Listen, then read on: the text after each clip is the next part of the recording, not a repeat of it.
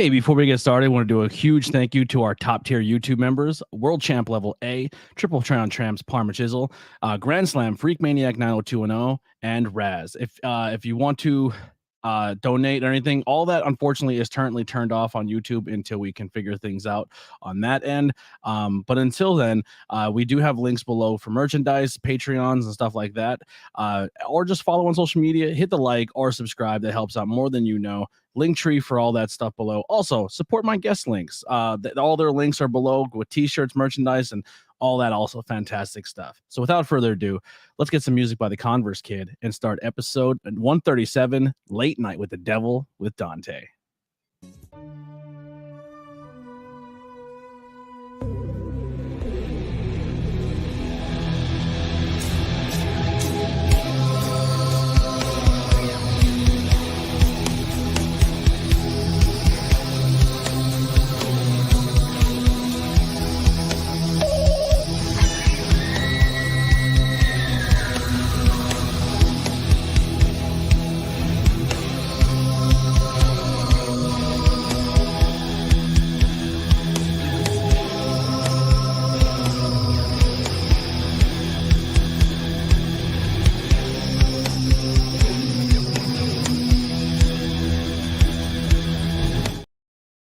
What's going on, everybody? We are live on YouTube, Twitch, and Facebook.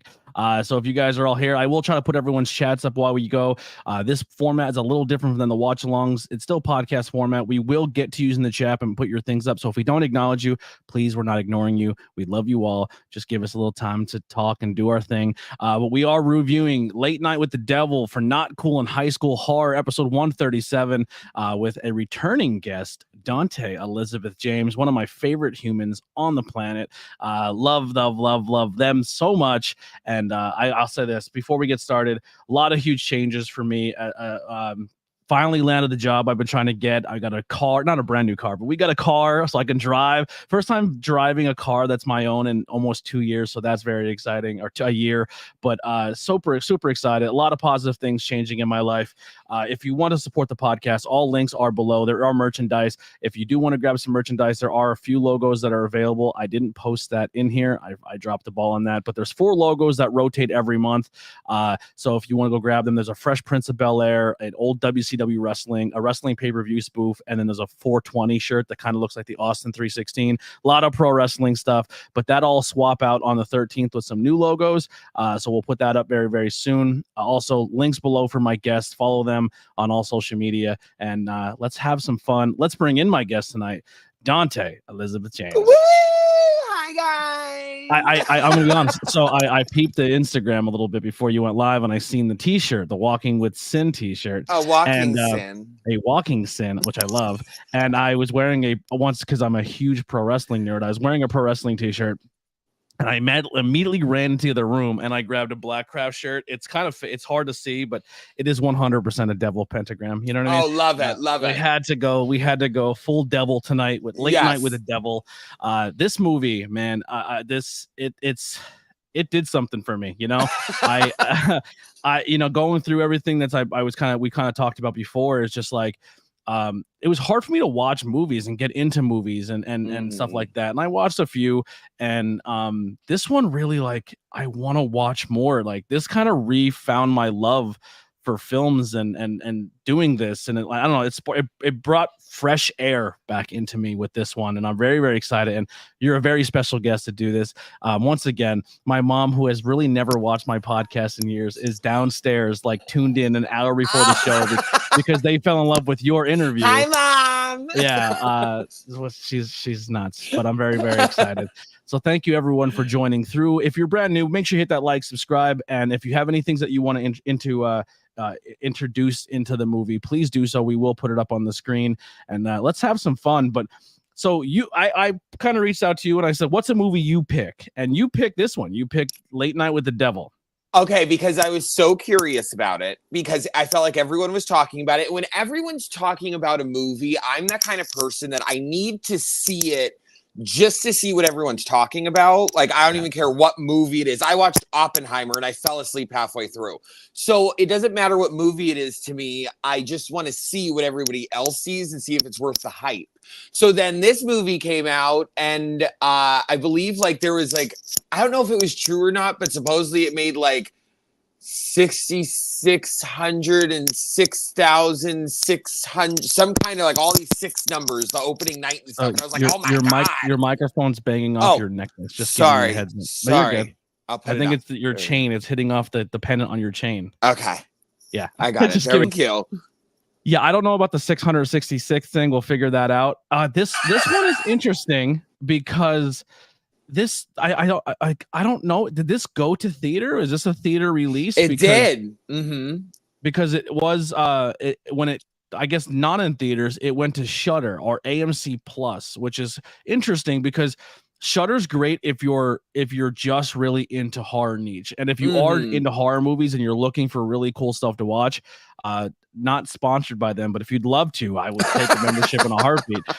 Shudder. I mean, Shudder is hands down the best site when it comes to horror, and you can get it through like your Amazon Prime thing. But I'm gonna be honest, I don't really like the way the app is set up through Amazon Prime. You can't search everything the same way as you can on the Shudder app, and the Shudder app is still kind of wonky too. So that's my only critique. I'm not gonna sit there and praise them all. I got to give a little bit of stuff in there, but definitely a great app if you're into the horror movie stuff.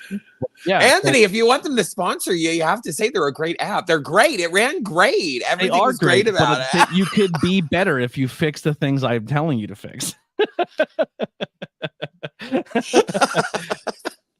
I love that. No, and that's why I watched it. I wanted to ask you if you wanted to watch it because I knew that I was going to watch it with a couple of my girlfriends and JB and like do a movie night. And then I was like, I'll probably watch it again before we do the podcast. So I was like, I have a couple times that I could watch it and really get into it. You know what I mean? So, and I'm happy. And also I figured, Anthony, it was something new for both of us that we could talk about. It wasn't like an old movie which I don't mind, but it was also something new. Yeah. So what I really got with this is I'm finding myself as a reviewer. Obviously this content is still brand new and I'm still finding out how I want to do it. But this one was really interesting because like not this one, but the way I'm trying to watch them is even if I've seen it before, I like today at like noon, I was like, I'm gonna put the movie on, and I looked over at the clock and I go, I have to wait until 9 o'clock tonight, and my ADHD brain is gonna do 13 other things before I start this, and I'm gonna forget aspects of the movie. So I have it literally timed out where we finished this movie at 8:30. So I ran in.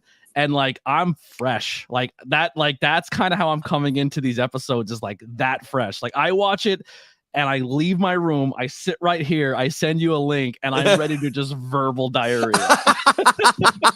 And that's what we did too. I was like, JB, we gotta start watching this at this time because I need to be done by 8 so I could put back in my extensions, take a couple pictures, film a couple TikToks, and get ready for the podcast. Like I gotta be done at 8 o'clock. And Anthony, I took notes. I have notes on my computer here. I'm like, yep, I'm ready. I'm ready. So you've already been booked for future episodes on all reviews. Like we're here. Listen, Anthony, I am always prepped and ready. Okay, I am in advance. I was taking notes the first time I watched it, and then I was like, you know what, JB, I need to take more notes because there's stuff that you miss too. Yeah. You know what I mean? So I was like, I need to take more notes. You're trying to find those spots where you're like, I can quick get something in. You know what I mean? Yeah. Actually, I just watched a movie on some streaming platform that had commercials in it. And at first I was annoyed. I'm like, why is there commercials in a movie? For doing reviews and taking notes, the commercials were amazing because I was able to reflect during the 30-second ad break and be like, no.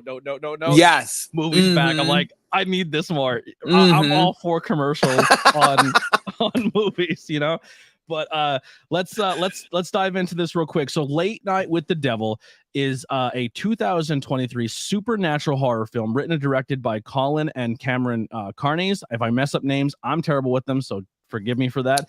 It incorporates element of documentary style filmmaking and found footage. The film follows the events of a late night talk show host that aired the night of Halloween 1977 during the host attempts to boost ratings by inviting an alleged possessed girl onto the show. that's essentially what the plot is. I'm not going to go through everyone in it or anything like that, because once again, I'll just butcher names and you don't need that in your life. It was released March 10, 2023 in XSSW. Not sure what that means. On March 22nd in the United States. Maybe that's a film festival thing. Oh, yes, it was. South by Southwest. Yep, that's exactly what it is. And then April 11th in Australia. Its runtime is 93 minutes. The countries it is done is Australia, United Arab Nations, and United States. So I'm guessing they have different languages or maybe dubbed. I'm not sure. The box office, it made $11.5 million. So that kind of shoots down the thing, the devil. But so another thing we're trying is it's a website called doesthedogdie.com. Now, the reason I'm doing this is because I kind of talked about in a previous episode, especially in the horror movie side of things.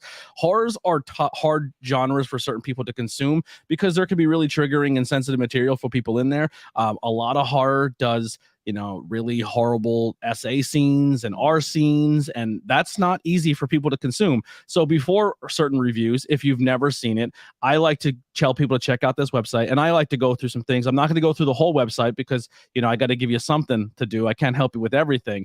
But it does kind of give a few big triggers that if that's something that bothers you, it will break down not only if it's in it, if people can vote it, if it's yes or no. And then it'll also give a synopsis of what the trigger may be, so you're kind of prepared before you go in. So if you want to, please go check out doesthedogdie.com, and and we'll kind of go from there. So, wowzer, this movie, when I turned it on, I was like, how are they going to do this? And they start off with like a really cool, like they said, the docu side of it, where it's like, this is a documentary based on very Texas Chainsaw Massacre. I love that. It's a great analogy. Where it was very and that similar. Guy's voice too. Yes. That guy's voice that was talking. Oh, I love it. The Texas Chainsaw Massacre has that really good voice in the beginning, like in Texas, like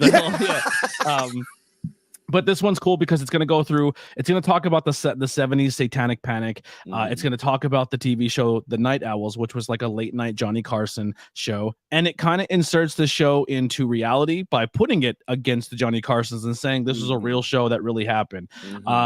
It kind of went to that.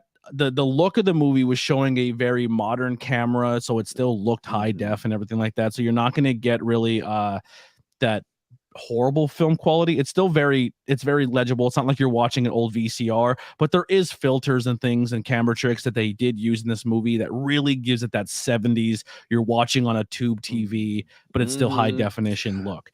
I have that in my notes where I love how they didn't film in widescreen. I like that, how it was like in a box TV. So the one I will remember, Jack Delroy, is the host of this show. It's successful, but it's always second. It's always third. It can never break to the top.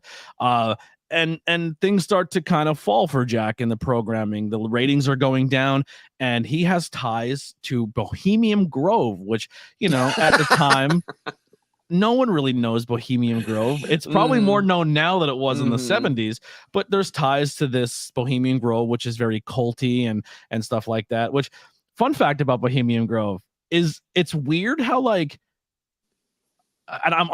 I'm saying this as like a member of the LGBT community. I'm kind of throwing it at you, right? Because I think like a lot of times when they would try to like blackmail or like you have to do these things to get into Hollywood, a lot of it was like gay, like they had to do like a gay act, like they like that's the thing. Oh, you would go like Reagan said, it was one of the gayest places I've ever seen in my life. It's men on men, but it wasn't so much they were into it. It was like a punishment or like a hazing. But now in like this is why right wing and scary people don't want LGBTQ rights, because then they can't use it against each other anymore. They're like, wait a second. I can get all this money and I just do what I normally do. I'm in. You can't blackmail me because it's socially accepted. That's the reason why. They're ruining Hollywood, Okay, I didn't know we were getting into conspiracy theories now, Anthony. Now, how much time do you have? That might have been a little bit of the devil's lettuce we had beforehand coming out, but that's just my stupid theory. But it's all in jokes, but there's probably truth to it. No, I would. Now that you said it, now you have me thinking. Now I'm like, wait a minute, what the fuck? That actually no, because when someone tells me something and like I could see it being true, I'm like, wait a minute. That could totally be the reason why. Yeah, it's hard to use it as leverage when it's no longer leverage, if that makes sense. You know what I mean? Yes. Real quick, I wanted to bring up something because someone said it in here and I needed to bring it up because we dived right into the movie. So I just wanted to say, though, did you notice that there was 9 production companies on this film in the beginning of the movie? I did not, no. I think someone brought it up, too. Anthony, there is 9 production companies, and I don't know if they're like fucking with us or if it's true or not, but we were sitting there the first time I watched it. We were sitting there. We literally thought it was a joke with how many production companies there were. We were sitting there like, is this serious? Like, is this, because it was just, you know how the production companies have like ads in the beginning and they show their logo and all of that. Yeah. There was 9 of them. When we're done with this podcast, go watch just the beginning. I wonder if that's like the same thing as like there's like TKO Media is ran by Ari Gold, which is loosely based on the TV show Entourage. But essentially what they did was they all got together, all more rich people got together and became more rich. And then they went and bought like the UFC and the WWE and all these media companies and agencies and movie studios and TV studios. So it's all under one umbrella, but it's a bunch of people putting their money in to help one overall goal. And the drive-in just said it. So it's 9 different Kickstarter backers who made up the LLCs. So this movie was funded at Kickstarter. That makes so much sense. See, I'm so happy that we have y'all in the chat. Yeah, that's what I was kind of thinking, if it was 9 producers or something along those lines coming together. So as I was saying it, Drive-In's like, I'm on it. Yes, but that makes so much sense now. But we were just sitting there like, holy shit. So there's something at the end of the movie. It doesn't ruin the plot. I'll say it now. But we kind of took a screenshot of the screen here. And it says the filmmakers acknowledge traditional owners and sovereign custodian lands on which this film was made. I'm going to mispronounce this, but the Wandorian people and the Wu-Rang language group, we extend our respects and ancestors to all the First Peoples nations, past, present, and future. So was this movie filmed on Indian burial ground or like Indian land? Where did JB noticed where it was filmed? It was filmed in Australia. Okay, so I guess they're acknowledging in Australia we call them the native people. They call them the elders. So that's probably what's going on there. They probably used original. My mom's here. What's going on? Yeah, we're live right now. My mom wants to say hi. Yeah, hi. Please come on over. Sorry. So I'm so sorry. My mom's a super fan of Dante. Look at. Hi. Awesome. Thank you so much. You're awesome. All right, we're live. I know. All right. Fuck off. Bye. Nice meeting you. That's crazy to me. Anyway. First Nation elders. There you go. By the way, the drive-in said that he was joking about the Kickstarters. Oh, it might be a half truth. Yeah. All right. Yeah. So drop in from mom there. All right. Yeah. So they kind of shout out to the elders of the nation, I guess, because where it was filmed. But yeah. So back to kind of where we were. Okay. His wife then soon after the stuff with Bohemian Grove comes down with lung cancer, and she was not a smoker. Which they his wife Madeline, yes. So he takes about a month off the show. He comes back and tries to get a little more controversial with his content. Almost goes like a Jerry Springer route where he's doing fake fights and fake arguments with guests, and he's doing everything to try to pull in ratings, and it's not working. They're at the point where they might be pulling the plug. He's not 100% on his game, and on Halloween night they're going to bring in a psychic medium. They're going to bring in a absolute person who's a skeptic who tries to debunk everything, and then they're going to bring in someone who has this book about demon possessions, and they're going to possibly bring in this little girl who went through a possession on air, which realistically is all the makings of a great late night TV show. Yes, Like, here's 100. someone who thinks they that can speak to the dead, and then someone who's the asshole skeptic who's gonna shit on everything. Yep. And then the other side of doing a live possession on TV. Which is dope. So yeah, and then they said this is the episode that filmed. So now it's going from documentary to here is the episode as well as behind the scenes footage.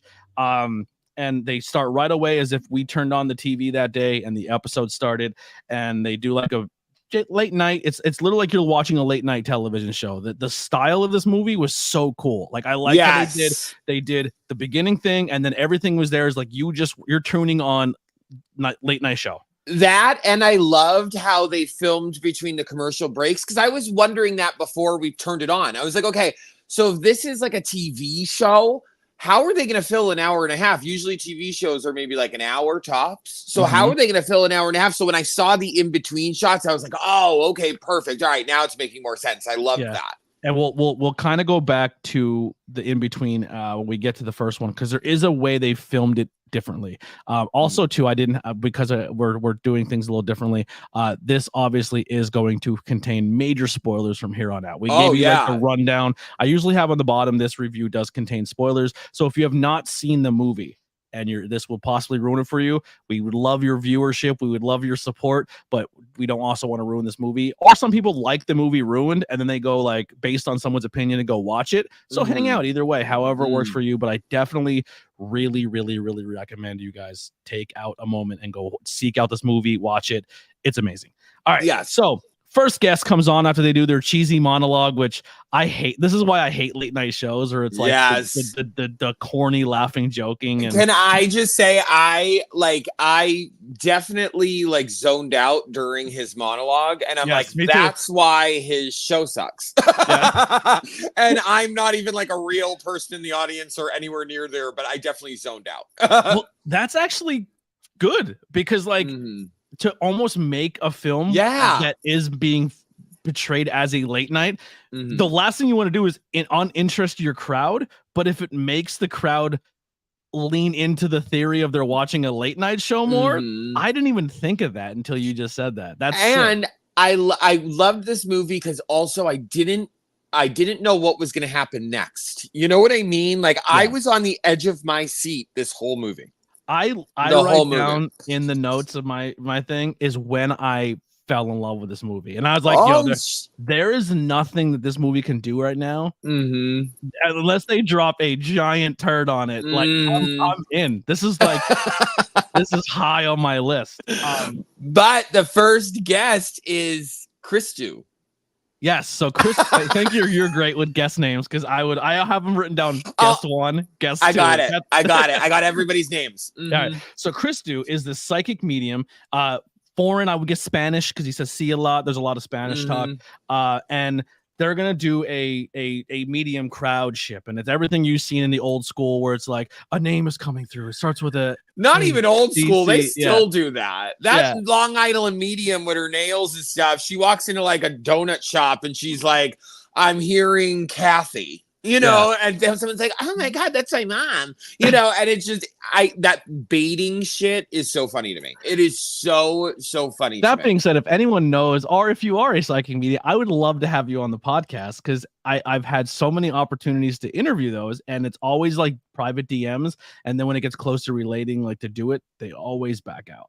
Because they know I'm not the guest two of this. I'm not a skeptic who's gonna shit on you. You're Carl. You are. Yeah, but I'm not gonna be rude about it. You know what I mean? The only time I really turn into Carl when it comes to stuff like that is grief, and messing with people's grief is really sensitive, right? So if someone lost somebody and it was tragic, or their grieving process is really hard on them, they're gonna seek out people like that, and people like that are historically known to be predatory. and you're just cash grabbing people and cashing in on their tragedy. And that's where I have a real hard time when people are like, I'm into spirituality and this and that. I'm like, Well, you know what I was wondering when I was watching it too is like, where do they learn this shit from? Like, to bait people like that? Like, how do you even learn? Like, not that I want to, I mean, maybe, but you're going to see me next time and be like, I'm gonna be another psychic medium. No, but like, where do they, like, is there a school for scammers? You know what I mean? Like, where do they even learn this stuff? It's probably like every other scene, like the pro wrestling scene. Like at one point in time, that was very like you had to know someone to get in type deal. Because it's carny. It's a carny lifestyle, or maybe it's not.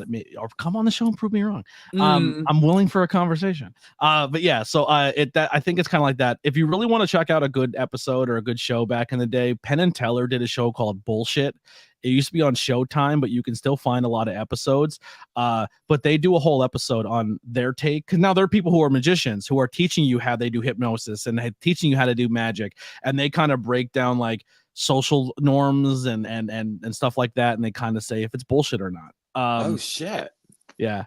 I said that too. Carny vibe types. Well, that's kind of what we call, like, anytime you're tricking someone or you're trying to deceive someone, it is like pro wrestling. 100%. Like, yeah. Pro wrestling is very carny. Like, there's a carny aspect to pro wrestling. Like, yeah. So anyway, first guest comes on, and the first reading they do, they're trying to pull out a name, and Peterman. Yeah, and it just doesn't work. It fails miserably. The guy in the crowd just shits on him. He's like, yeah, well, maybe some other time. Oh, he like stole the show. The show. Yep.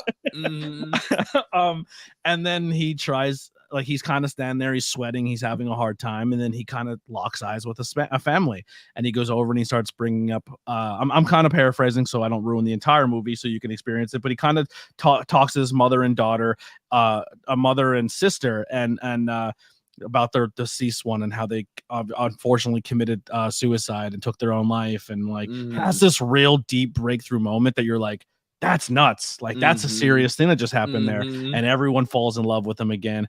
And then he's about to go to commercial, and he has this like almost possession. His eyes turn white, the lights flicker, the lights pop, and he starts bringing up Minnie. And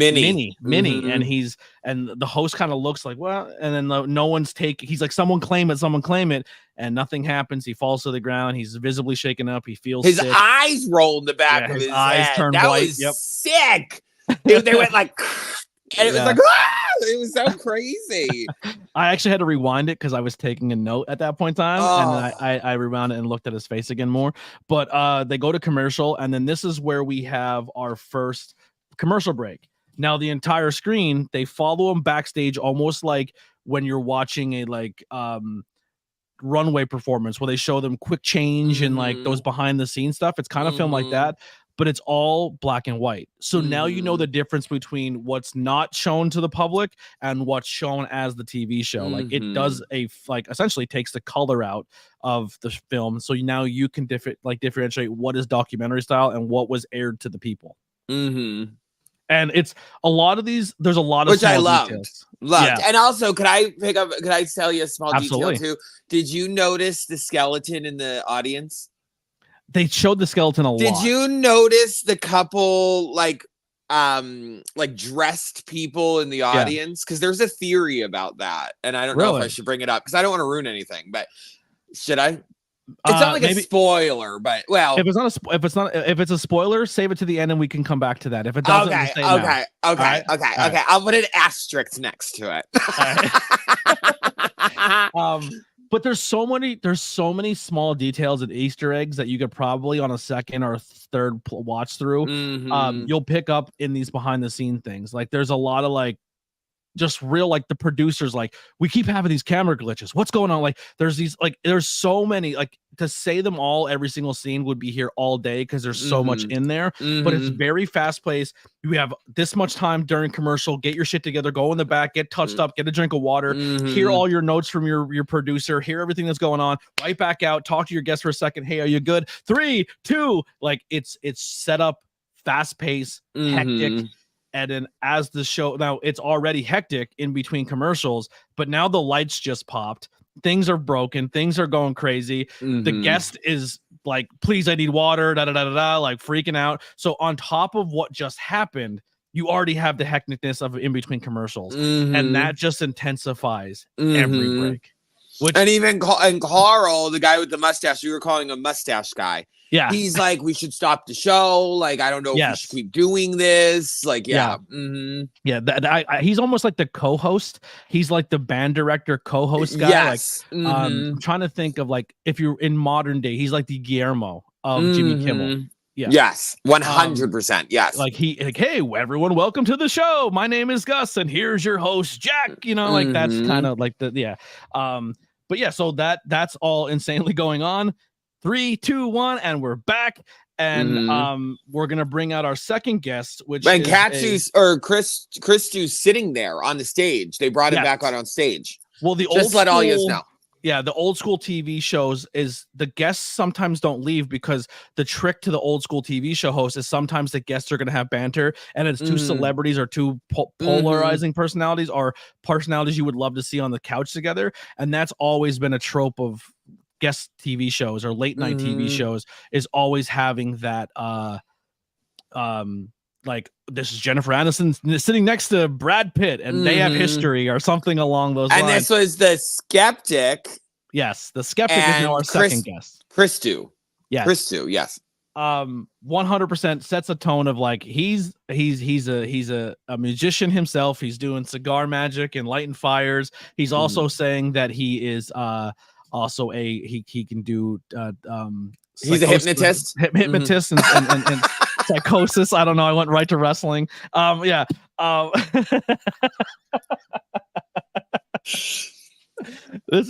Hypnosis. This is real quick. There's a new show coming that I'm going to do. Side note, ADHD, called Blazing Buds, where me and my guests, smoke and then talk about a topic or just bullshit. I love that. This might be the introductory episode right here.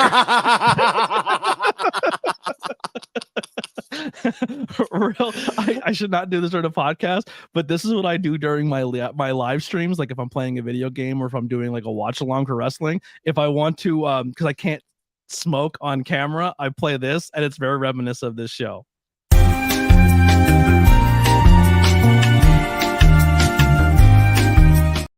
And we're back, and then I usually blow out a big smoke. I love that. Yes, but here we go. Yes, I love it. Love it. Okay. Yeah. So, second guest sets a tone. If I don't believe any of this bullshit. Carl the skeptic. Yeah, and he immediately starts like going at the first guest, like, you're this and you're that, and he's like, I have a check for $10,000, and I believe there was a real guy. Hey, there was. JB told me. Yeah, there was a real. Used to tell people like, I have a check right here for $500,000 if you can prove to me ghosts are real. If they can prove to him there's like supernatural abilities, or that they're supernatural in a controlled setting.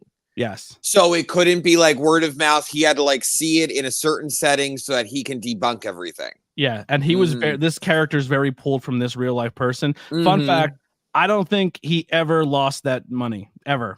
And one of the people who they always tried to put him against was the Warrens, who the Warrens are someone who gets brought up with him, where he kind of says like, my buddies, the Warrens don't like me. Like, and he calls them kind of like trash and con artist. And they immediately start going at each other, and he's like, you failed 5 times before you found the real one, and like, I wonder how you found that out. There's probably something like to this. So they're already battling each other. He's trying to defend himself, the first guest, as well as he's going through it. Like, this guy, he can't breathe right, he's sweating profusely, and then he kind of like goes through a mini possession. Like, you can see like his veins and his facial expressions are changing, and he starts spitting up and puking this black goop. And my mouth was on the floor. I was sitting there like, because it was just like, what? Because like, you again almost think like this is live TV. You know what I mean? Like, you're sitting there like, oh my God. Like, it was crazy. Imagine seeing that on like the world would stop if that was being aired on television. Like, and I'm not trying to jump ahead, Anthony, but then they kept the show going. Yes. You see that in the next part, they kept the show going. They rolled them out and just kept the show going. Yeah. Which, once again, as a pro wrestling fan, does not shock me at all. Like, there is historically a wrestling show where a wrestler was supposed to rappel from the ceiling during a pay-per-view. You know how much money is involved in pay-per-views. It's not just a live TV, it's pay-per-view. The wrestler's cable broke. He fell from the ceiling, hit the ring post, and died in the ring. They brought out his body, took him backstage, and sent out the next performer to go out and perform. Like, there's blood in the ring. Like, so like you're saying, like, the show must go on. Like, yeah, really happened. Right? Yeah. And listen, can I also just say this? If I was a damn audience member, I would have laughed. Like, if I was an audience member in this movie, I would have, after that, I would have gotten up and left. I don't want to see the weird girl. I don't want to see the psychic. I'm done. You're the one who survived prom. Yeah, exactly. That's right. That's right. Fire. That's right. I'm going home. I'm going home to where it's safe and where my things are. You can stay there and play with the devil. Yeah, you're getting the next day interview. Like, I seen that and I was like, roll the credits. I'm out. And they're like, everyone died except you. And they're like, because they're dumb. They're dumb. And I'm here. Like. Yeah, I love it. Wait, also real quick, I wanted to jump in. James Randy was the one, and it was $1 million the drive-in said. So I guess the guy did get proven. No, he didn't. He I don't think he ever gave the check away for the $1 million. Oh, I don't think anyone was ever able to control it or prove it to him. But yeah, so do you have a moment in your, like, growing up or even in modern time where something so crazy happened on television that, like, everyone tuned into it, like, or like they talk about a moment where, like, like they could say this moment happened and the rating spiked? Like, do you know one off the top of your head? 9/11. I mean, yeah, that's breaking news. The one for me is the UFC. Never forget, they weren't lying. that definitely got a ratings boost that day. Okay, but you mean like on TV, as like in like a show or like okay, let me think about it. You do yours. Let me just so the Ultimate Fighter season 1 of the UFC, the main event, 2 guys went out and just beat the shit. Like, they were bleeding and just like it was like a cinematic Rocky movie where everyone was like, you're never gonna believe what's on Spike TV right now. Everyone in. And by the beginning of the first round to the 5th round, like, the UFC was born. Like, there was no stopping it. Like, that was the catalyst that, like, launched the UFC into what we now know as, like, the #1 sporting company in the world. And it happened during like, they had like a reality show, like it was called The Ultimate Fighter, and you watched like the real world. They put a bunch of hyper testosterone men who are gonna fight each other for money in a house with alcohol, and you can imagine how terrible that was. 100%. Hyper toxic masculinity. Oh my God. Overflowing. Overflowing. Trained fighters. So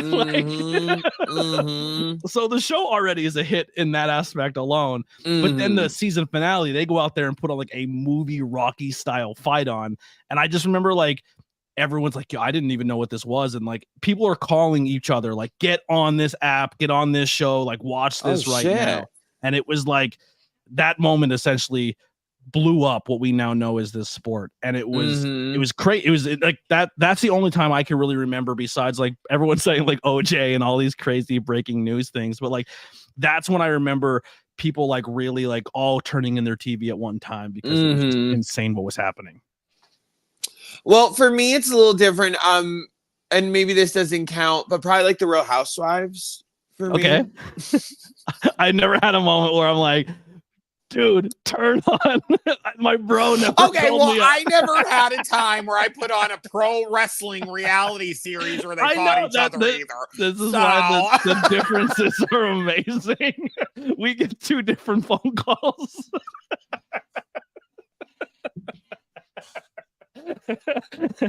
Dante, quick, turn on the fight. No. Teresa Giudice is flipping a table right now on the Real Housewives of New Jersey. Like, get out of here. I don't want to see men fight and be gross. Yeah. Fair point. Fair point. I'd rather watch women fight and be beautiful. Yeah. So and we're back. So this dude not only pukes all over the second guy, the second host, but also he the throw up on the camera was the coolest scene. One of my favorite movies. Like he literally turns, looks at the camera, and just spray projectile bombs. They take him backstage, they get him taken care of, they go to a break. Once again, it's another situation where it's just panic. I couldn't even really remember, like I didn't really write even a lot down of the behind the scene footage of the second guest because it was actually, no, I do have some stuff. So behind the stage, it goes black and white again, and everyone's scrambling. Like it's like dude just threw up all over the place. People are trying to clean up, everything's going crazy. Then they're talking about well, I'm sorry, rewind because we went crazy there. He actually admits to the skeptic guy. He's like, I'm going to be completely honest. When they said Mimi, that is a secret name that I used to use for my Minnie. Yeah, it was a secret name I used for my wife. And then he's like, well, then you set all this up. This is a whole tactic to try to make me lose my money. Da da da da da.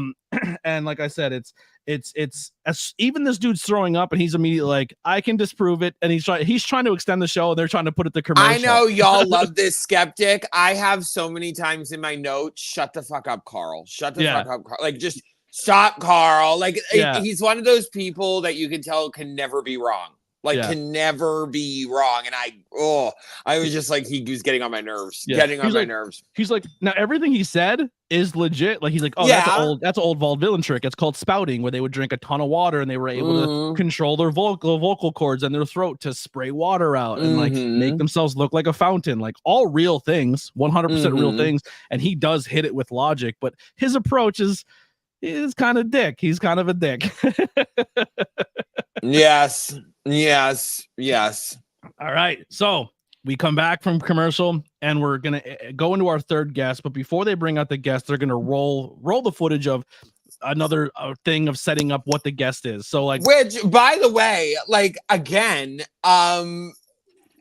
if you were in the audience and you were sitting there and watching this, I would get up. Like, what are you talking about? Like, why do you think it's a good idea? I mean, I get it. It's for ratings. Like, I get that. But like, what made you think it was a good idea to bring this chick out now after this guy was just vomiting all over the place? Like, Destiny, tell your husband hit me up. We could become friends. Destiny says, this is me when my husband watches WWE. I'm a giant wrestling nerd, so I feel your love, Destiny.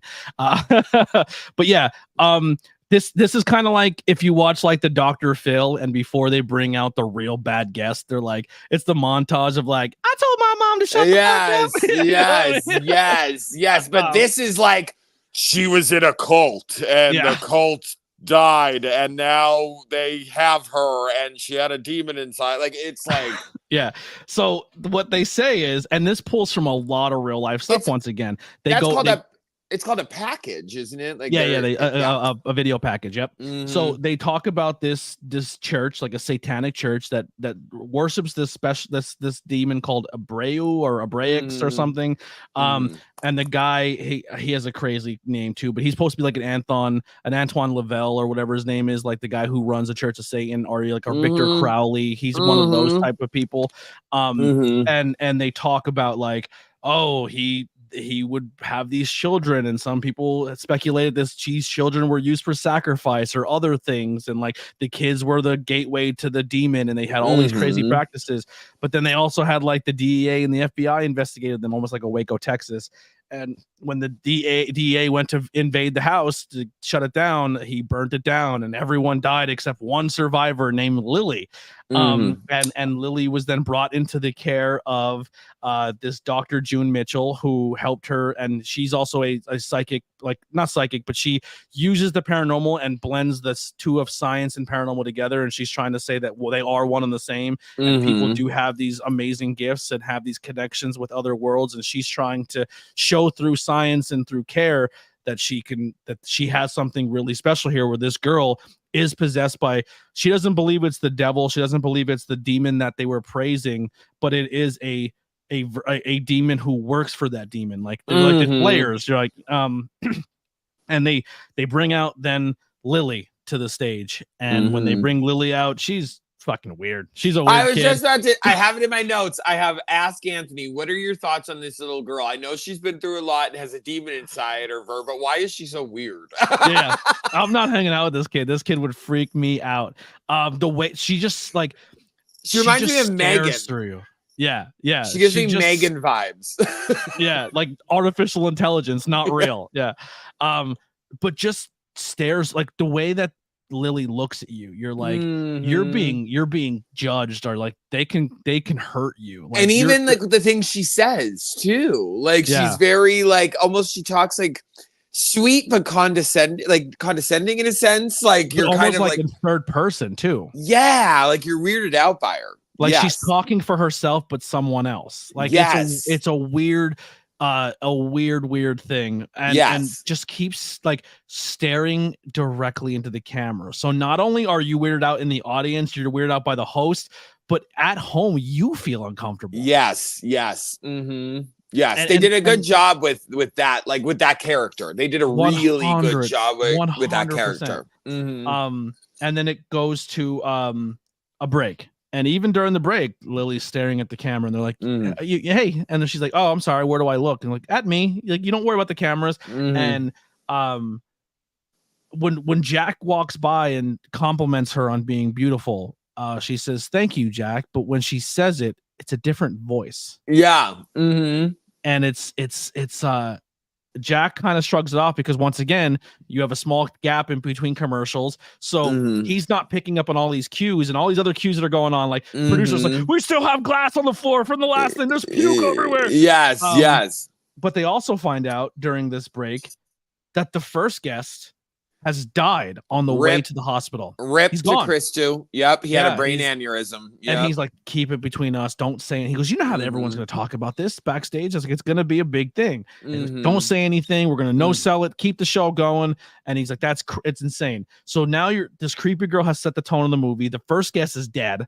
So you're like, this show is bonkers. And, And then June is like, listen, I don't want to do it. Like, I don't think when we come back, we do the possession thing. The week coming up into this, she's been bringing you up a lot, and she doesn't watch TV. She's never been around TV. She doesn't know your history, but she knows everything about you. Like, this is strange. Like, I don't think she's controlled. I don't think I can control her. I don't think we should do this. And everyone's like, come on, June, show us, June. Come do on, your June. trick. Yeah. Like, why? There's a guy out there who keeps raising his check price every 30 seconds. He's like, 100,000, let's go 5. And I love how after they convince her to let her be possessed or whatever, that he's like, all right, next we're going to be talking to the devil, but let's go to a commercial break. It's like, what? Well, at this point in time, he agrees to her that they're not going to do it. You have my word as a host. I'm not going to make you feel uncomfortable. Like, what you should do to a host when you have a guest on is, your job as the host is to host a show, but also make your guests feel trusted in you and comfortable with you. And that's exactly what he kind of does here. And then,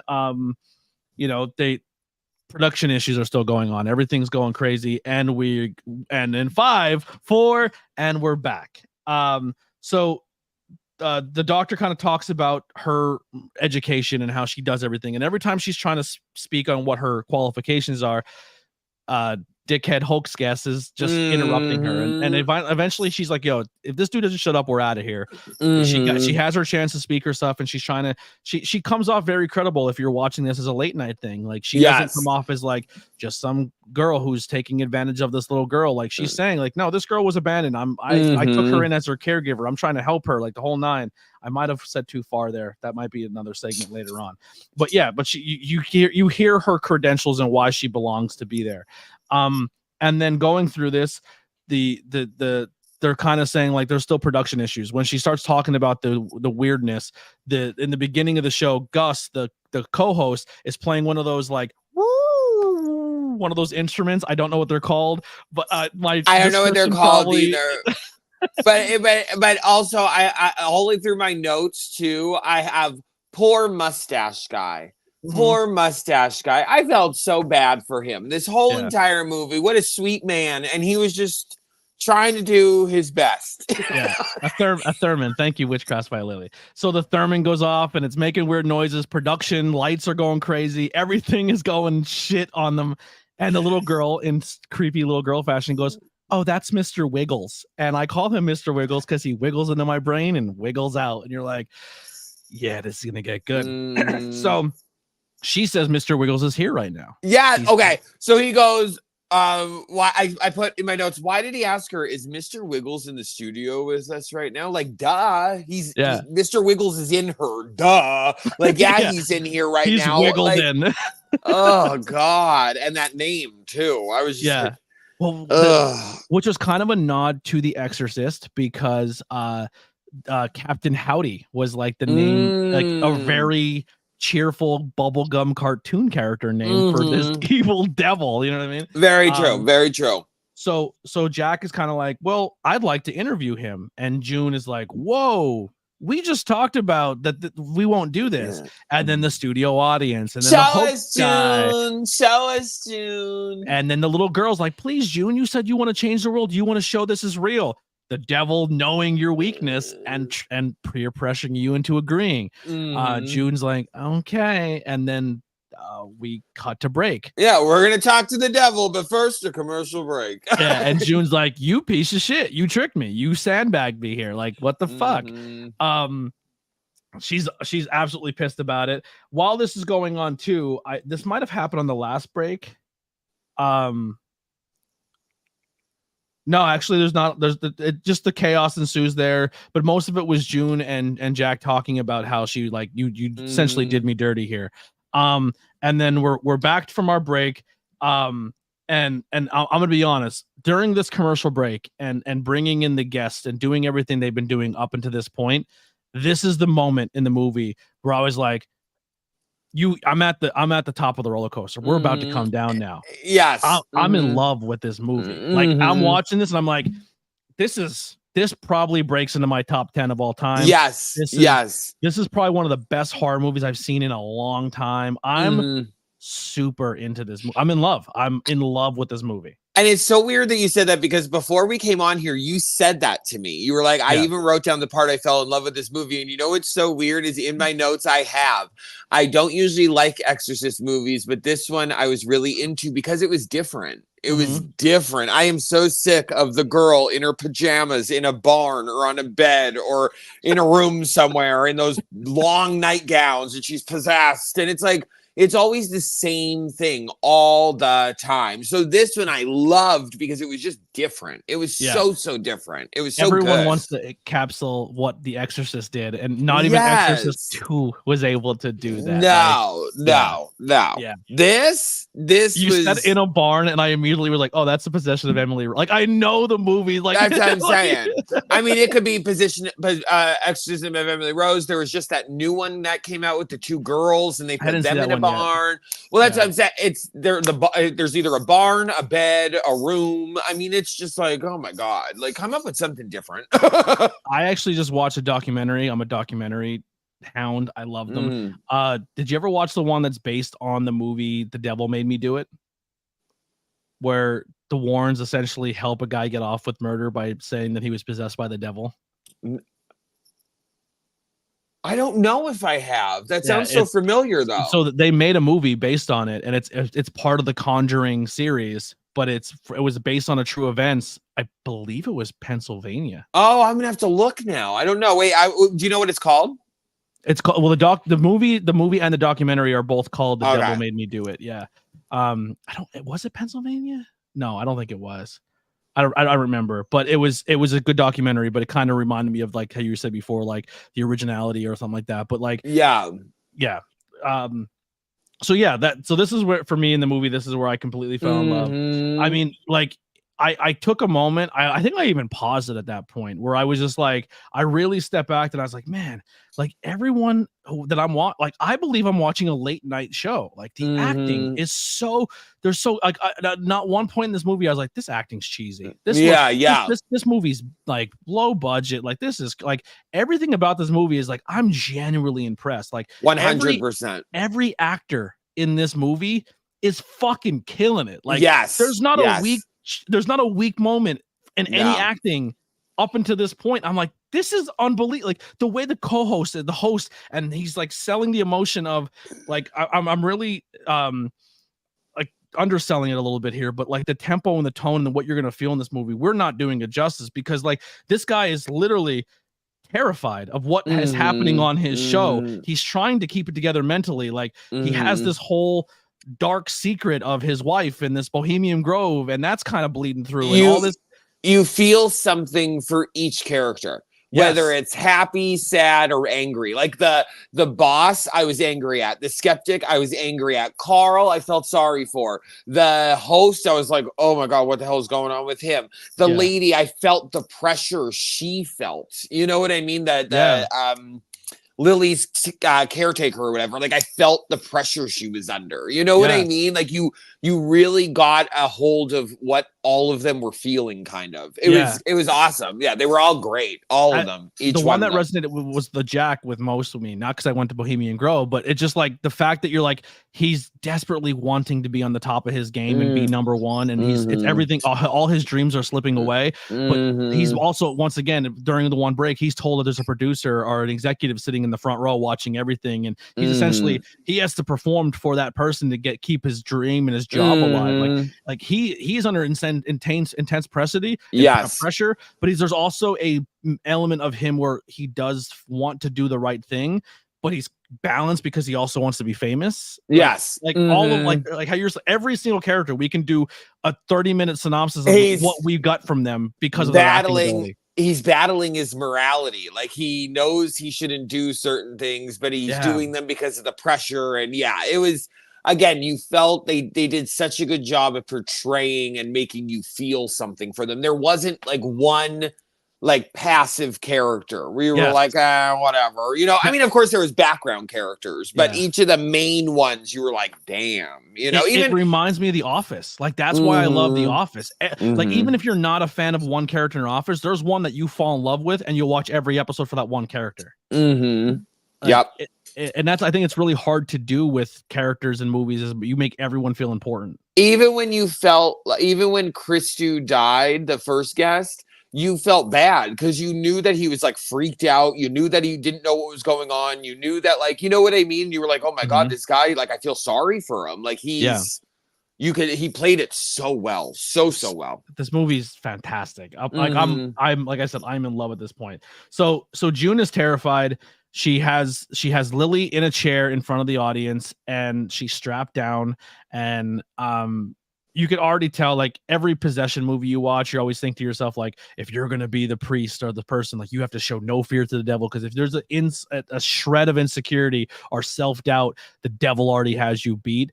And June is sitting across from this little girl and already fears her. You could see it on her face. She up until the moment June hit the stage and realized everything that was going on, you can tell in June's character, she's fighting back tears. She wants to break down. She wants this to stop. She's so wildly uncomfortable. And now she's about to unleash something she truly believes is evil and inherently dangerous in front of a live studio audience because she was peer pressured into it. Like that's bleeding through June in this scene. And that she doesn't have full control over. She doesn't have she's not she doesn't trust herself to control it. You know what I mean? She doesn't have that trust in her that she can stop it when she wants to. And you can tell that, you know. It's wild. So then when you talk about this, I know you're going to talk about this next, but this little girl also played it great. Well, you want to jump in? Yeah. Oh my God. She was so good. Scene. When what was the lady's name? June. June. Dr. June does the like hypnosis on her, or asks to talk to this demon. and from the girl's head drops with her hair all in front of her face, and when she lifts up her face, and I loved how they did her makeup. Like, I love how they did the special effects makeup, because they didn't make it look cheesy. You know what I mean? Like, they didn't distort her face too much. It kind of was like a little bit distorted, and then it has like the slits in it and the cuts and like all of that, but it wasn't overly done. It was believable. You know what I mean? Like, it wasn't like, bleh. And I thought there was a small prosthetic on the nose. Like, I felt like the nose changed a little bit. Like, there was certain aspects of it that was changed, like her eye depth or her eyebrow. Or her face was like more masculine. It was, but not like by like a scotch. Yeah. Like a scotch. It was perfect. And then she's just like, she lifts her head and she's just like, you know, like not like that, but you know what I mean? Her eyes are like, you know what I mean? Like, she's very, she lifted up and she went, I woke up again. Could you imagine? No, but she does wake up, and the first person she goes to is Jack. Yeah, she's like, where's he at? Oh, well, like, it's almost like Mr. Wiggles isn't aware where they are, but like they're playing. Because here's the crazy thing: when you watch demon movies or devil movies, it's almost like they're always messing with you, the watcher. Like, are they invulnerable, or do they know what's going on? Are they playing into you? Like, where am I? Where am I at right now? Like, am I here? Am I here now? Like, it's almost like they were controlling the lights, but now don't know where they are to make you feel, almost to give you a shred of your own power to like, okay, they're not aware, so I have an upper hand a little bit. Like, they don't tip their cards. It's I don't know, it's genius. I love it. I'm so like I said, I'm into it. And like you said, immediately goes for Jack. I haven't been here the whole time. You know what I mean? Like, oh my God, are we in a TV studio? Oh my God, surprise. I'm on camera. It's almost like when you're getting tea out of somebody, right? So if you're confronting someone who's lied to you and you have the information of the lie, if you come into the conversation and go, hey, I know everything. I've known the conversations. I could tell you the time, date, location. You almost pit them into a corner where they're like, either they deny to the point where you no longer, at the point conversation was pointless for you at all, or you kind of want to make them squirm a little bit. Like, hey, where were you at the other night? And then you kind of give them the lay with it, see if like how much they tell you, because they still feel confident in what they believe. And that's kind of what the devil's doing here is like, where am I right now? It almost like it sets a lower bar so you feel like you're superior for just that moment. But like they know everything at this point, and they're slowly gonna pull it away from you. And then like we said, that's when they went for Jack. And the one thing I noticed about this is they were talking to Jack almost like they had this. That's the thing. Now that's where I just put this together. Now they were talking to Jack though, like they've known Jack forever, and also like had this planned. Yes. You get what I mean? Like, so now it's like, where am I? Am I in the TV studio? But oh, hey Jack, how are you? Know what I mean? Like, it's great to see you again. Yes, we met in the wood. We met in the woods with the tall trees. Remember, Jack? And JB said that. JB goes, I bet the demon's gonna bring up the trees. And like 2 seconds later, he's like, yeah, remember the trees in the woods? Yeah. And now everyone's kind of like, well, what's going on here? And Jack is like, oh shit, like this got real. You know what I mean? But yeah, by the way, you're the first guest who like broke down the scene for me as well. So appreciate that. I'll do that anytime. The chemistry's amazing.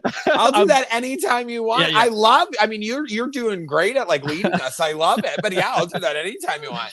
But that scene was so good. Like, so good. So at this point too, real quick though, because you were sitting there the whole time, like, what is gonna happen next? You're uncomfortable. You know what I mean? Like, oh my God, it was so, and that's why I could see why you fell in love and like realized this movie was like awesome, is because that was the moment you're like, what is going to happen? What is going to happen? It's like a ticking time bomb. You're like, are they going to do this? Are they going to do that? Or are they going to do, like, it was, whoo. Well, that's honestly the beauty of cinema or art, any type of art. If you go into something with the mindset of like, and I kind of like, once I said going into this, I didn't have a mindset where I was enjoying cinema that way, where I couldn't pull myself out of my own bullshit to let me enjoy the movie. Because when you go into a horror movie, if you go into a horror movie like, I'm tough. Nothing scares me. You're not going to enjoy it because you're not immersing yourself into the content you're consuming. Anytime you put on a piece of media, whether it's a podcast, whether it's something, if you have to kind of go into it, if you go into it like, I'm going to find every way this thing sucks, you're going to find every way like this the thing skeptic. sucks. Yeah. Don't be that guy. But yeah, so, I have that. Oh, go ahead. Yeah, but this movie like broke that out of me, and I physically felt it being like I was possessed, like I was being duped. Like it's almost like you got by a magic trick. Like it's like, oh, that was fun. Like I'm having a good time being duped. You know what I mean? Like this movie's invoking feeling. Like what are these feelings? I'm not supposed to feel them. Yeah. Yeah, but like, so as this is going on too, she's speaking to Jack and going through everything, but then also she's June realizes she's losing control. It's getting weird. Like she's shaking, like her vocals are getting real demonic, and like now the audience realizes this girl's face visibly changed in front of us. Her voice has changed in front of us. We don't like, you're watching this and you're like, the skeptic's like, I can disprove it, and everyone else in the crowd's like, I think we're all dead. We're all gonna die here, you know? But then she starts speaking in Latin and using this charm on her. And as she's saying the prayer, like the prayer or the whatever it is in Latin to her, the demon's saying it with her. Another cool demon thing I love when they do in movies, I love when they put that, like, where it almost sounds like there's 6 voices, but they're all in unison and harmony talking, but you can hear every layer to the voice. But then somehow through that mix, you also hear the real voice of the little girl still. Yes. I was just gonna say that too. I love that when she was talking to Jack, and you could still hear the girl's voice, but it was over, like it was like demonic harmony overlaid, like auto-tuned. It was like the girl's voice and the demon's voice were like perfectly in sync, and it sounded so great. So great. That's once again an Exorcist trope. Like when she would talk in the movie, it's almost like there was 6 voices at one time coming out, but all saying this. Like while she's talking, you hear somebody else breathing. Like it's like you're talking, you hear like, but she's still speaking, and you can't make those 2 noises together. Like beautifully done. But when she starts saying the prayer to her, she's repeating the prayer back, almost to be like, this ain't doing shit to me. And she shakes, the chair levitates in front of everybody, it falls back down, and she's back to Lily. But if you're watching it and you're like, well, the prayer didn't work because she repeated it back, almost like showing June, you have no power. You lost. And she's allowing everyone once again to feel like they won. I'm normal, guys. I'm Lily again. And also it makes you think, like, did June ever have control over the demon? Yeah. You know what I mean? Like, did she ever, or is this demon just really like fucking with her? You know what I mean? Like, because then that's what I'm saying. Like, this demon had this planned all along. Like, that had me thinking, like, has this demon just been messing with June to get to Jack? Yeah. You know what I mean? Like, that's what I was thinking. So we go back to a break. And guest 2 is 100%, even before they go to commercial. He's like, wait a second, I can debunk this. And they're like, no, go to commercial. They go to commercial, and Jack is just really like, he's so desperate at this point. He's like, oh my God, like that just blew everyone away.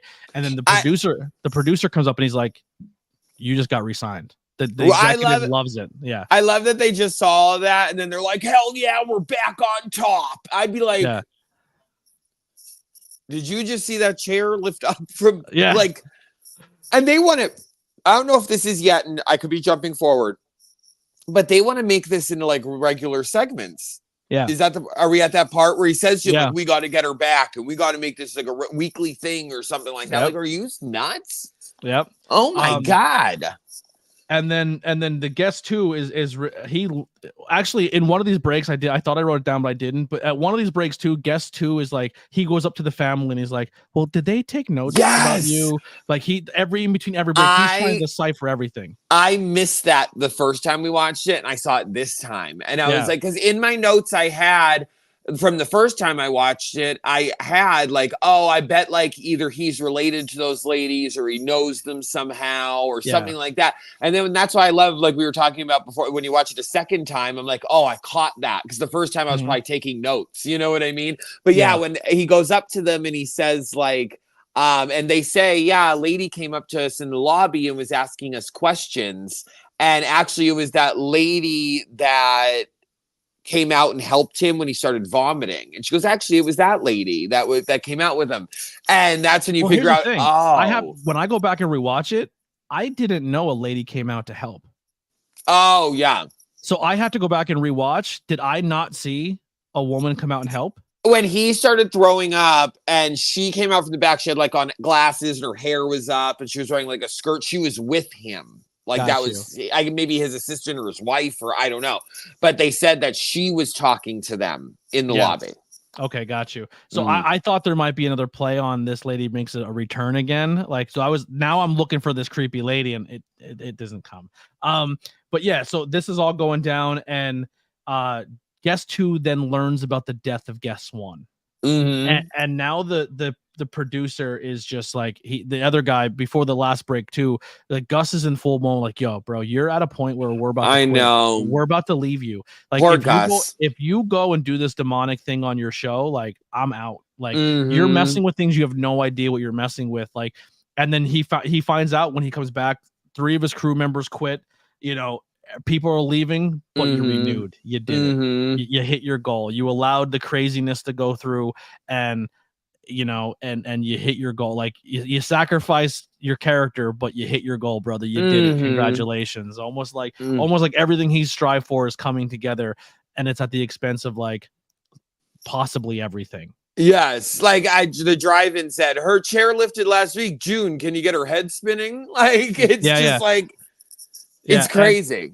And he says to his producer right as they're doing the countdown, like 3, 2, back to you. He's like, did you hear her voice when she talked to me? It sounded like my wife. And he's like, don't let that in your head. Get back out there. So he's once again, he has to gather himself, collect himself, play a host, and not be himself, because like spoiler alert, when you see most of your people on TV who host late night shows, who they are on and off camera, like, oh, I know James Corden because he's probably not like when people found out Ellen sucked, you're like, how? TV, she's amazing because she's she's playing being an amazing person on her morning show. But you could see like his transformation every time you hear 3, 2, he like wipes himself clean, but you can still see it in his eyes, but he's like, and we're back. And you know what I mean? Like so now he's back and he's interviewing Lily now about, you know, the trance and everything she went through and how she describes it.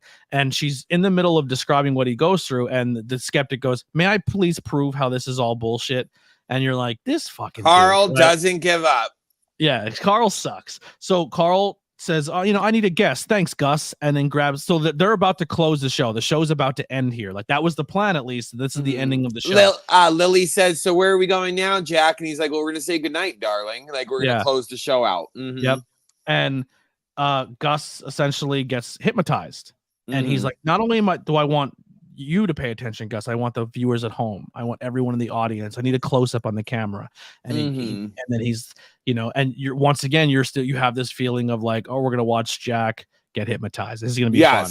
And Jack's like, sorry man, this whatever you did didn't work. And he's like, I'm gonna snap my fingers and you're gonna be under my control. And he's like, whatever you say. And he snaps his fingers and he goes out. Now, we've all seen these videos on TV and on YouTube. You're like, I've never been hypnotized. I don't think I would allow someone to do it just in case they can. But like a part of me is like, is this real? Like, can you do this? But I want to experience it, but I don't, because you're not gonna have me run around naked. Like I'll once I come out of it and I see myself, I'll whoop your ass. 100%. And he goes to hypnotize Carl, and but like poor Carl. Like, again, mustache guy. I feel bad for him. Like, he has a whole family, you know, and all he wants to do is get the hell out of there. Now he has to sit there. And again, the pressures of doing live TV. And even Carl was his name's Gus. Carl to Gus was like, are you comfortable? And Gus was like, I guess. Like, he gave like a sigh, like, oh, I guess, you know, like, I don't want to be doing this, but here I am, you know. So he immediately says, your neck's bleeding. And he goes to feel his neck, and he tells him he has a fear of worms. And Carl's like, how did you know that? But almost like, do I? wait, I do. How did you know that? Almost, you know, and you're like, oh, he got him. So you watching it are like, oh, this is gonna be awesome. And then he starts pulling real worms from his neck. And then you're thinking to yourself, okay, this movie the entire time has shown me from the view of the TV camera. So are we now seeing through Carl's head? Did this movie just put us in a different light? Because we were consuming it as if we were watching it from a TV screen. Oh, I think that is the point. Because I think when he was like, make sure you get a close up of the spiral, I think he wanted to hypnotize everybody so we all saw the worms. So which I don't know why you would think that's a good idea with that girl there. I don't care if you're a skeptic or not. I don't understand why you think it would be a good idea to do that with that girl there. I really and truly don't. But whatever. But like you just said, then you start to realize, oh, this movie has just hypnotized even you as the audience. You're seeing the worms. Carl stands up, rips his shirt off. He's saying it's hot. He disembowels himself. And now you're watching going, what the fuck? Like, this movie just got in, like, so there's a movie called Devil where it took place in an elevator. And the entire time you're watching the movie, you think you have every person in this elevator figured out of who the devil is inside this elevator. And then by the end of the movie, it's the last person you would have expected. So my brain immediately went to that movie and I go, fucking Carl's been the devil the whole time. Like, how is this guy making this guy kill himself on TV?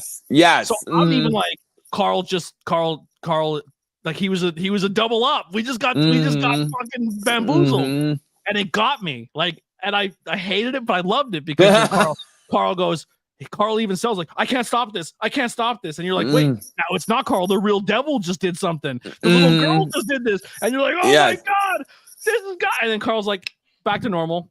And you're like, but you know what I thought was a weird thing that I picked up on is when Lily said, why is Carl acting so, or why is Gus acting so funny? Like the guy that was pulling the worms out of him.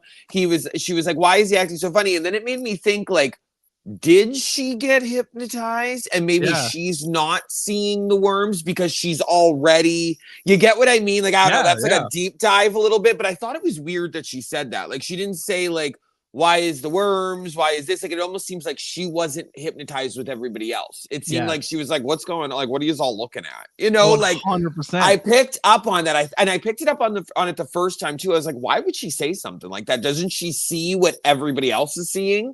Yeah. I just thought that was strange. And then that made me think, is the demon in her all the time? And she's just pretending to be okay. Well, you know what in the movie to her that June says there's a demon in everybody. It's just how much it can come out of you. Oh no, I mean like even like I think even when the little girl is talking like the little girl, that it's still the demon. And I think that's why she talks like that. Like, where are we going now, Jack? And what are we doing? Because the demon is trying to be like playful and innocent. You know what I mean? And and I just picked up on that. It was just strange. But go ahead. Great scene for everything we just said there. The way you had your layer to it, the layer I got out of it. Like when you watch the scene, there's 13 things going through your brain at once, and it got you. Like it. Yes. A beautiful scene where when that worm. Oh my God! It was. Yes, a worm pops out of his head, a giant worm out of his eye, or something, and then he immediately snaps his finger and everything goes back to normal. And everyone's like, what the fuck just happened? And he goes, I just hypnotized all of you. And he goes, play back the footage now. And they play it back and you see it as if nothing happened. But then you realize that you have just been tricked by him. And you're like, oh, the devil's not real. He just, he wins. He wins because he just explained everything you just seen because he just tricked you. And you know what I was thinking too was him panicking, like not being able to stop it. Was that part of the hypnotism?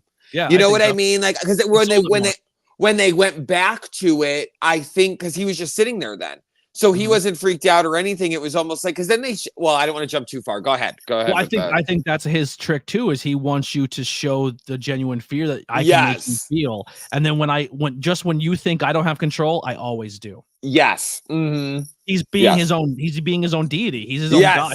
He's his own devil. You know what I mean? Like 100%. He's doing it with logic. So he plays it back, and then Lily says, "Well, why don't you play back my footage?" because if we hypnotized and you play it back, you'll see that it was all bullshit, essentially, in no in less words.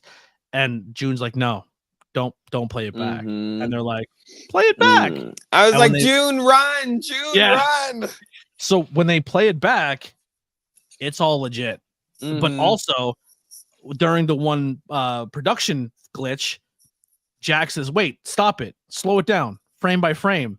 And in the one scene is his dead wife. It was Minnie. And then this skeptic is like, told you this has all been bullshit. You guys are in this so deep that I can't even figure it out. And he loses his mind.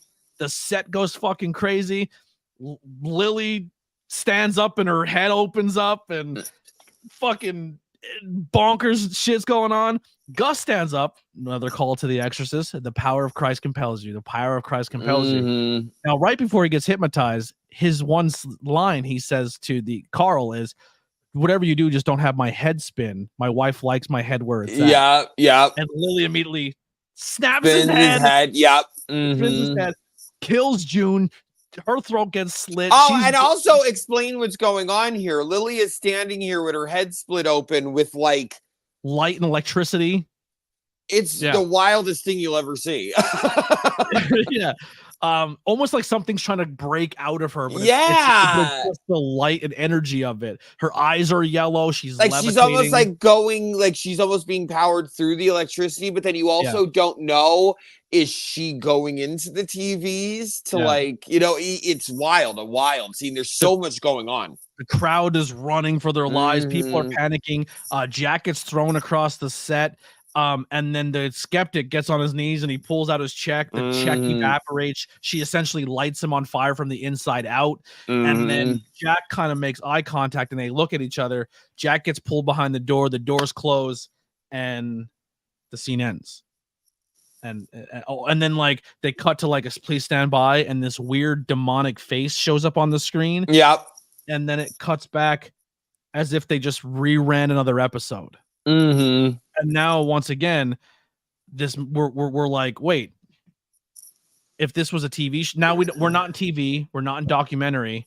Yes. What are we looking at? Yes, because he's going through these like different, like it's almost like when you're in like a dream and you spin around and you're in a different room. That's kind of like what Jack's going through. It's literally like what I say is he cuts back and he's back into another episode. But he's confused and it's almost like he's reliving a bad dream. Yes. Because he's aware that I've done this before. He's aware what's happening. He goes, what the fuck is going, like he's even like, what, like she says a line to him and it's from an earlier callback to an episode that you've seen during the beginning package, the very start of the movie. And he's like, what the fuck is going on? And she's like, that's not the line. Like they're aware of it too. Yeah. And it's really fucking weird.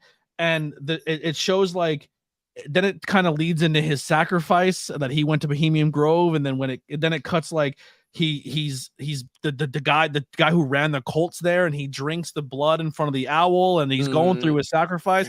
Then it cuts back to his wife on her deathbed and she's like, you sacrificed me for your success. And she's like, please end me. And next to the nightstand is a dagger that Jack used to cut Lily free. And he now has this dagger. Now, the whole time I'm thinking of this still, I'm still like, am I hypnotized? Like, how are they showing this to us? Like, because you have no trust in this movie. Because once the hypnotizing scene happens, now you question your own reality. What this movie's showing you. Because there's movies that lean into the devil occult stuff, and then by the end, it's like, it wasn't the devil the whole time. It was just your own mental health problems. And you're like, fuck you. Because I remember when they said, the one thing I wrote down in my notes was like, what did you have to sacrifice tonight? Is what they said to Jack. Like Jack's, or he signed, it was like there was another scene in that like dream sequence where he turns, then he's like at a desk. And he's signing a contract, and they're like, Jack, what did you have to sacrifice tonight? And then you realize that, it was Minnie or Madeline or whatever her name is. And in my notes, I put like, damn, like he sacrificed her and his show still didn't get popular. You know? Yep. Not to be mean, but like she died for that. Like Yep. that's just like goddamn, what a raw end of the deal. You know what Yeah. I mean? God, Well, she died and the show still sucked. well, it's kind of like the Twilight Zone, right? Like when the one guy, he says, I want a perfect life. And then in the episode of Twilight Zone, he goes gambling and he can never lose. Everything in life just works for him. Everything's perfect. He never has a moment of failure, never has a moment where he feels like he's behind the 8 ball.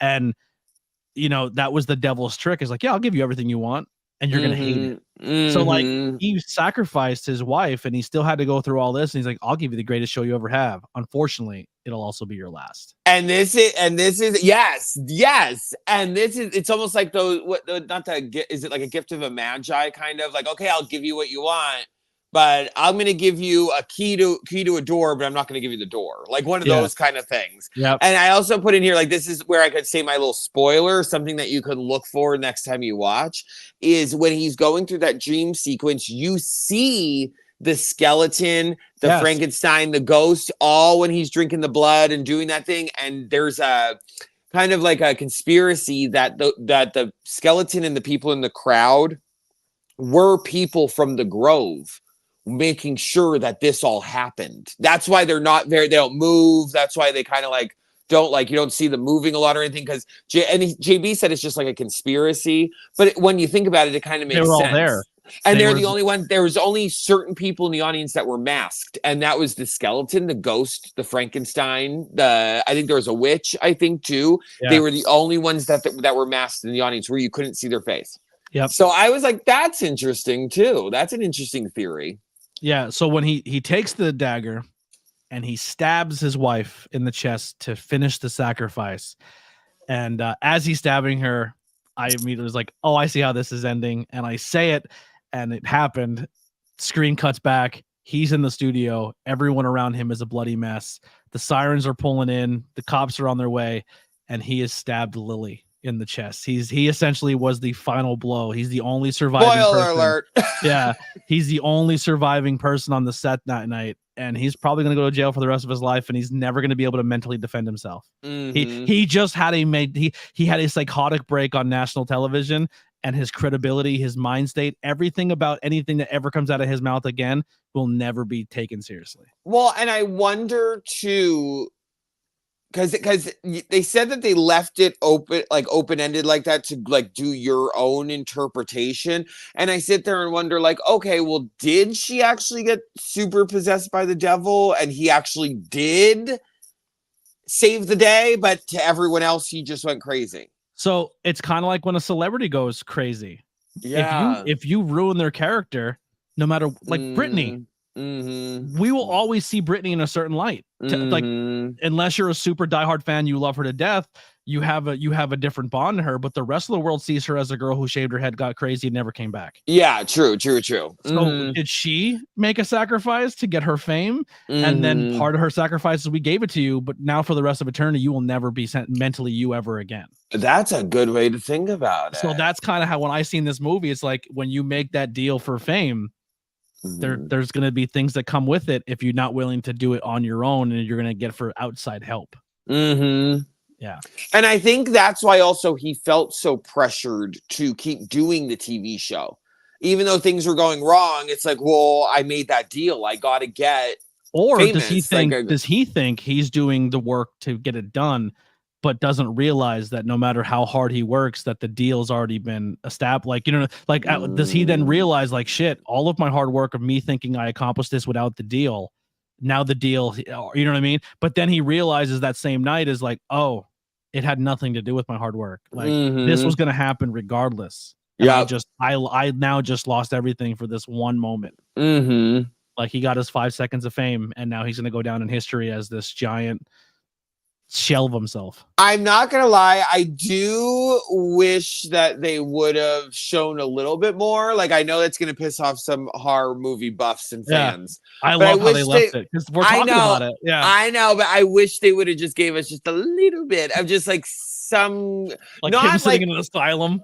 Well, yeah, God, the devil did it. Something as to what happened in those seconds. Was he hallucinating? Did anything happen at all? Were they just sitting there and he just went nuts and, just like a little answer to something? I do like the open-endedness, and I guess why I get that why that's appealing to people.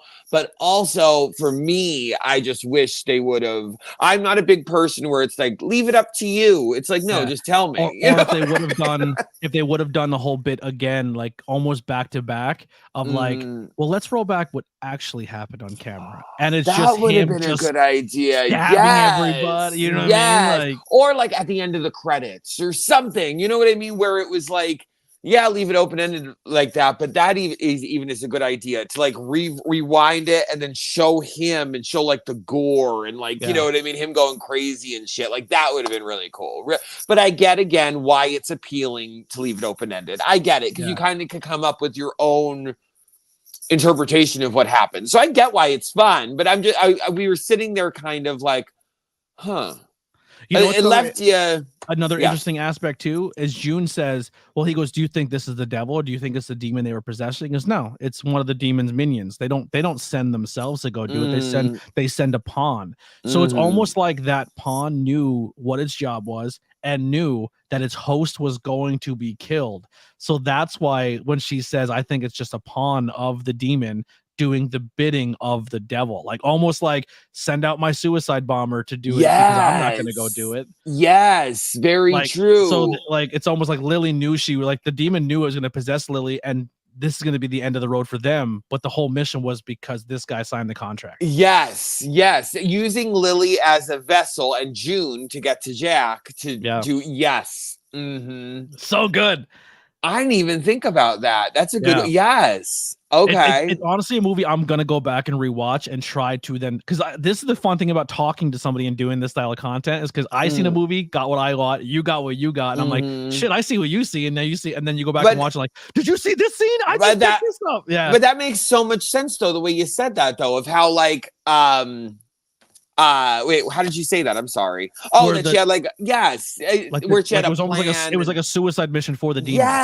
Yes. It's all like clicking to me now that you said that, because we just said before like how the demons seemed like they had a mission, they had a plan, they knew who Jack was, they were just fucking around and pretending like it all makes sense now. Like they were just pretending to be Lily and be like innocent and just like a little girl, and in all actuality they were playing with everybody. They were like, no, actually, like this is gonna happen. And what do you take from the part where her like head splits open? Like, what do you think was happening there? Like just releasing that last bit of energy to, like, once again, it's like it's almost like a suicide bomber. Like, I know I'm not coming back from this, so I have to dump here. Like, this is the way it has to go down. But here's another crazy thing to think about. Like, I literally lost my thought. Oh, the power of a minion. This is just the minion. Yeah, true. And this is like the bottom layer of evil. Could you imagine how much more powerful another entity would be? No, and actually, I'm very curious if they are even planning or talking about, I mean, not a sequel, but maybe like something in the universe of it. You know what I mean? To kind of like play off this more of, or do you think they wouldn't do that? Maybe. I don't know. I would be completely fine if this movie was a one-off. But if they said a part two, if they said there was a part two, I would be interested to see how they do it. Because when you said like, oh, and that was just the minion, like now I'm curious, like, well, okay, well, what else is out there? What else can they do? You know what I mean? Like now 100%. I'm like, okay, now and maybe that's part of why they did what they did, because it does leave you wanting more. It leaves you wanting more. So as far as I just downloaded an app called Letterbox where you can like kind of like rank your movies that you watch. I'm not saying people have to go download it, but I did. So I'm going to start ranking my movies. And I want to ask you from a 1 to 5, and you can use quarter scale. So you can say like 2.25, 2.75, 2.50. You know what I mean? Like you can break it down to like quarter numbers. Okay. What would you give this movie out of 5 stars or 5 pentagrams? Ooh, I give it a 4.5. 4.5. Okay. A solid 4.5. So for me, 2 is good. 3 is like very good. 4 is like, I would watch this movie again. Like 4 and up is like they should be hard scores to give out. Mhm. Like, I think when you review things like food or anything like that, it should be 100% like 2 and 3 should be your average. Like 3 is still a great movie, but 4 and 5 is like, you have to really earn that 4 and 5. I feel like people give those too high scales out, but even though you're saying that, I 100% give this a 4.25. This Yeah, is earned, 100%. like I protect that. Like when I rate beers and stuff, like there's an app just like Letterboxd where you, it's like beer apps or like a weed app like that where you could rate like the 4 is tough for me to give out, or like, but this movie earns that for me. Well, like, what I rank it, the reason I rank it a 4.5 is because I rank it also on movies. When movies give me that edge of my seat feeling, yeah, they automatically go to a 4, because there's so many movies nowadays that don't give me that feeling. You know what I mean? So the moment where, like I said to you, this whole entire movie, you're sitting there like, what is going to happen next? Like, what's going to happen? What's going to happen? What's going to happen? That's when my rating starts going up, because I like not knowing what's going to happen next. Yeah. You get what I mean? Too many movies. I never picked up my phone. I never went to go to my phone. Like movies nowadays, because JB and I watch a ton of movies, and like movies nowadays are so predictable. So predictable. You know what's going to happen. You could, like, even JB and I will be sitting next to each other like, watch, this is what's going to happen. And we'll like take bets, and usually like 80% of the time we're right. Where this one, you didn't know what was going to happen. It was amazing. Yeah. Even Lisa Tony gave it a 4, ultra rare. Annabelle, I hope I said that right. Annabelle gave it a 4. I mean, I also excited to watch it. Yes. Dylan gave it a 4 out of 5. So here's my question that I want to pose to you here at the end. Now I'm an agnostic, atheist, whatever you want to say. I love the occult stuff. Like I have 666 tattoos. I got devil paintings behind me. I like spooky devil occult shit. I lean into it. I when I have a pentagram, it's not because I legit believe that there's an evil entity and I'm rooting for it. I don't believe any. I use the occult to troll Christians because I think they're crazy too. Sorry. Yeah. but if you were in a situation, right? We want to be famous content people. We want to be famous and have all the money and everything we ever wanted in life, right? Like everyone at some point, like if it was offered to you, would you take it? If the contract was offered to you of like, you have to go and sign your thing here, we're gonna give you everything you ever wanted, everything that everything you thought you wanted, even beyond your wildest dreams, you're gonna get more. Would you take that contract? No. And I could honestly say that no. Yeah, I wouldn't. I wouldn't, because I don't sign it, because I would not believe in the paranormal aspect of it. But then once again, like in my brain, it's like I would sign it just because I'm like, this is bullshit. Like none of this stuff is real. And then like you're gonna give me money just so you, because I put my name to paper. Like you're gonna take my soul. Like I don't believe that. But then and that's why you get your soul taken. Yeah, exactly. That's why you get your soul taken. Like honestly, the scariest part for me would be like, if I put myself in his shoes, like, I would totally sign that contract because I'm a non-believer. But then once this was absolutely presented to me in this fashion of just like this extremism of just pure evil is in front of you, I would be like that's a whole nother layer of fear to me. I'm like, I was wrong about all this. Well, that's why I think about it, because I always think, like, me personally, like, I think Hollywood is scary. I think it's like filled with pedophiles and it's like filled with some like weird fucking shit. Yeah. And I think like the moment you sign that, you're introduced and you're like put into all that weird shit. And that's why I'm my like, theory too. Like like I said before, the gay agenda, right? If the gay agenda is not deemed as evil, then it's no longer used as a bargaining chip or blackmail. Yeah, and like so it's kind of fun that it's going back to that. But now the new blackmail is using younger kids, because there's no saving that. That's the new evil. Yes. And that's what I mean. That's why I would never want to, like, I don't want to be famous. Being famous seems like it sucks. You know what I mean? Having too much money seems like it sucks. Sorry, but like it does. It seems like I'll take sucks. A little bit. I mean, a little bit. Hey, listen.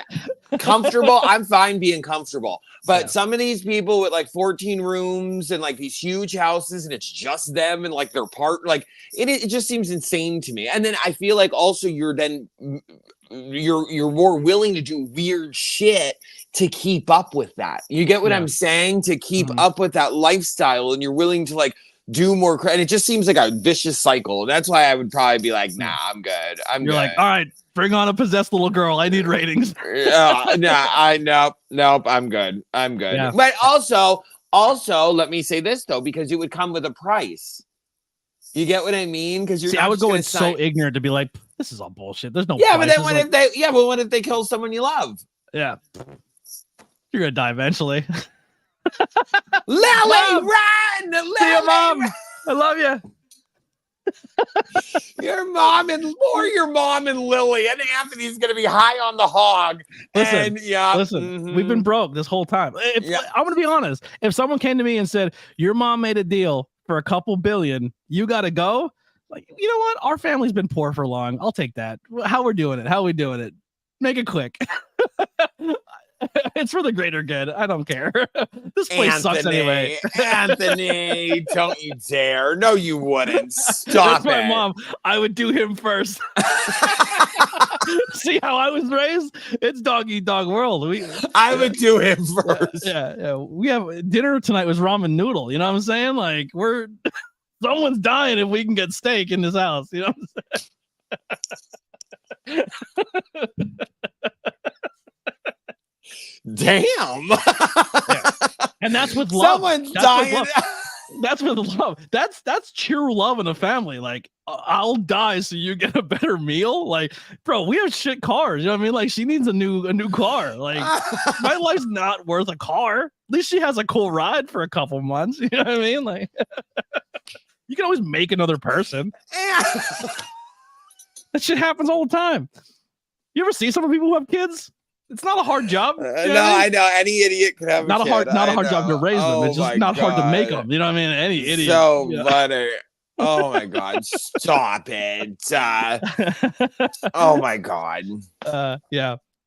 Real quick, I want to give a quick shout out to Joni. So Joni actually has become a moderator on my TikTok now as well. I started doing lives on TikTok and Joni's been showing love. Joni has been a superstar, teaching me how to do things on social media. Fantastic. I love the support, Joni. Thank you so much. Joni is amazing. Joni is a mod in my lives, and she does a great job, and I'm so appreciative of her because she does such a good job, and she's just great. Great. I love that. Went places. I hope everyone enjoyed this episode as much as I have. We just went some places. Anthony and everybody over there are ready to kill each other for some steak. If the devil walks up with 12 fucking ribeyes, guess what? One of them are going. Yeah. It's like the episode of Fear Factor where we're all lined up and they're like, who will sacrifice? They will. That's your grandmother. She literally has a good maybe 10 years left. We're hungry. You know what I mean? Like, thanks. Yeah. Lily said steaks on the table.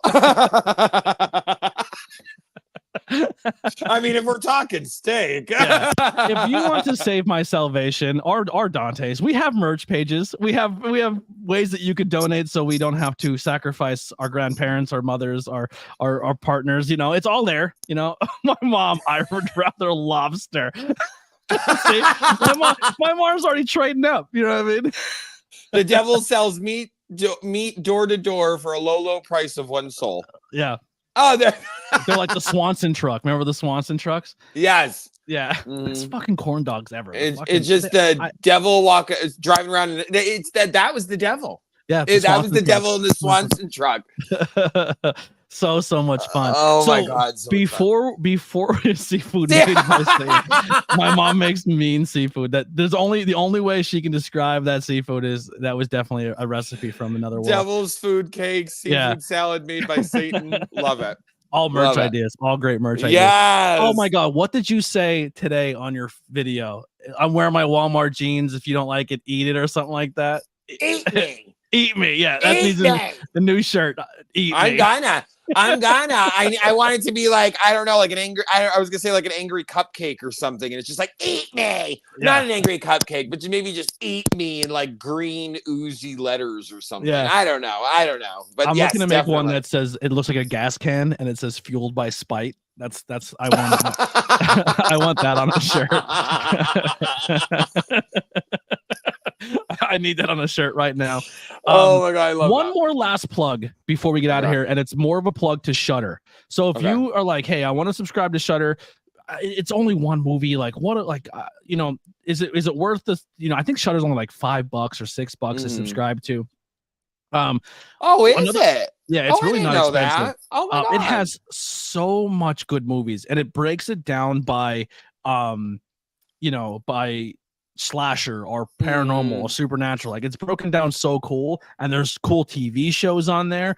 And one of the shows that I'm obsessed with right now, Where I Met You, we talked about it. It was a drag show. Dragula is a you said that in my live today that you were watching it. Oh my God, I'm obsessed. I can't stop. It's drag, but it's fucking horror and punk and filth and just like it's shot like a fucking reality show. So like they go backstage with the drag queens and they're all shitting on each other like, fuck you, bitch, you scumbag. And like, then they're out performing and they're yeah. Oh my God, I love that you're watching that. Love it. So fucking good. I don't think I could ever watch another drag show because Dragula is the cream of the crop to me. Like, I don't know if there's a Dragula scene in our area, but I'll be there every fucking weekend when I get my car. Like, it's so good. It's everything I liked about drag already, and then you just add the punk and the horror on top of it with like awesome special effects makeup. Like, we're on season 2, and the one queen in that show, like, they did like a Hellraiser thing, and like this, it literally looked like they were in the movie. Like, it was so good, and it's just like they don't have a team working on them. It's one person doing all their own makeup and outfits. I love that you're watching Dragula. I love that so much. I'm obsessed with it. Like, I'm ending this and going to watch it. I know I've seen it before, but I've never watched it. Now you have me wanting to. Now I have to check it out because now I'm so curious. So if you want to watch some other content, myself and Lily did season 1, the entire season. Yeah, we streamed it. Yeah, so you can do a watch along with us. Like, we could start at the same time. You can watch. I forgot you guys did that. Yes. Yeah. Okay. But the only problem is we couldn't watch the reunion season for season 1 because it wasn't on Shudder. So like, there's some episodes that were like taken off of Shudder. So like season 2, I'm gonna miss like the second to last episode of the season because it's just not there.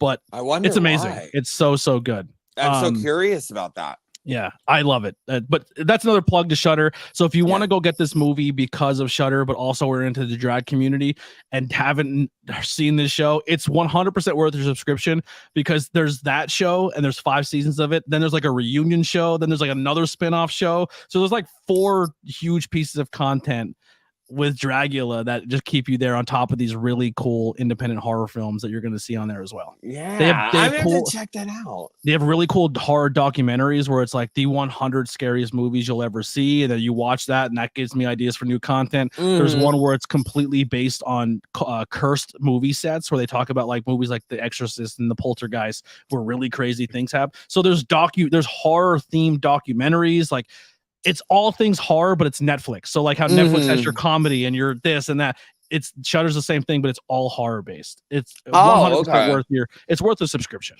We have seen a couple because we get Shudder through our Amazon Prime. We get to watch the Shudder movies and stuff, and we've seen a couple of them. I can't think of any of the top of my head, but I do remember a couple of them that we watched that it said Shudder on the bottom, like it like just has their little promo and stuff. But we've definitely seen them. Great app. Yeah, I'm gonna check them out more.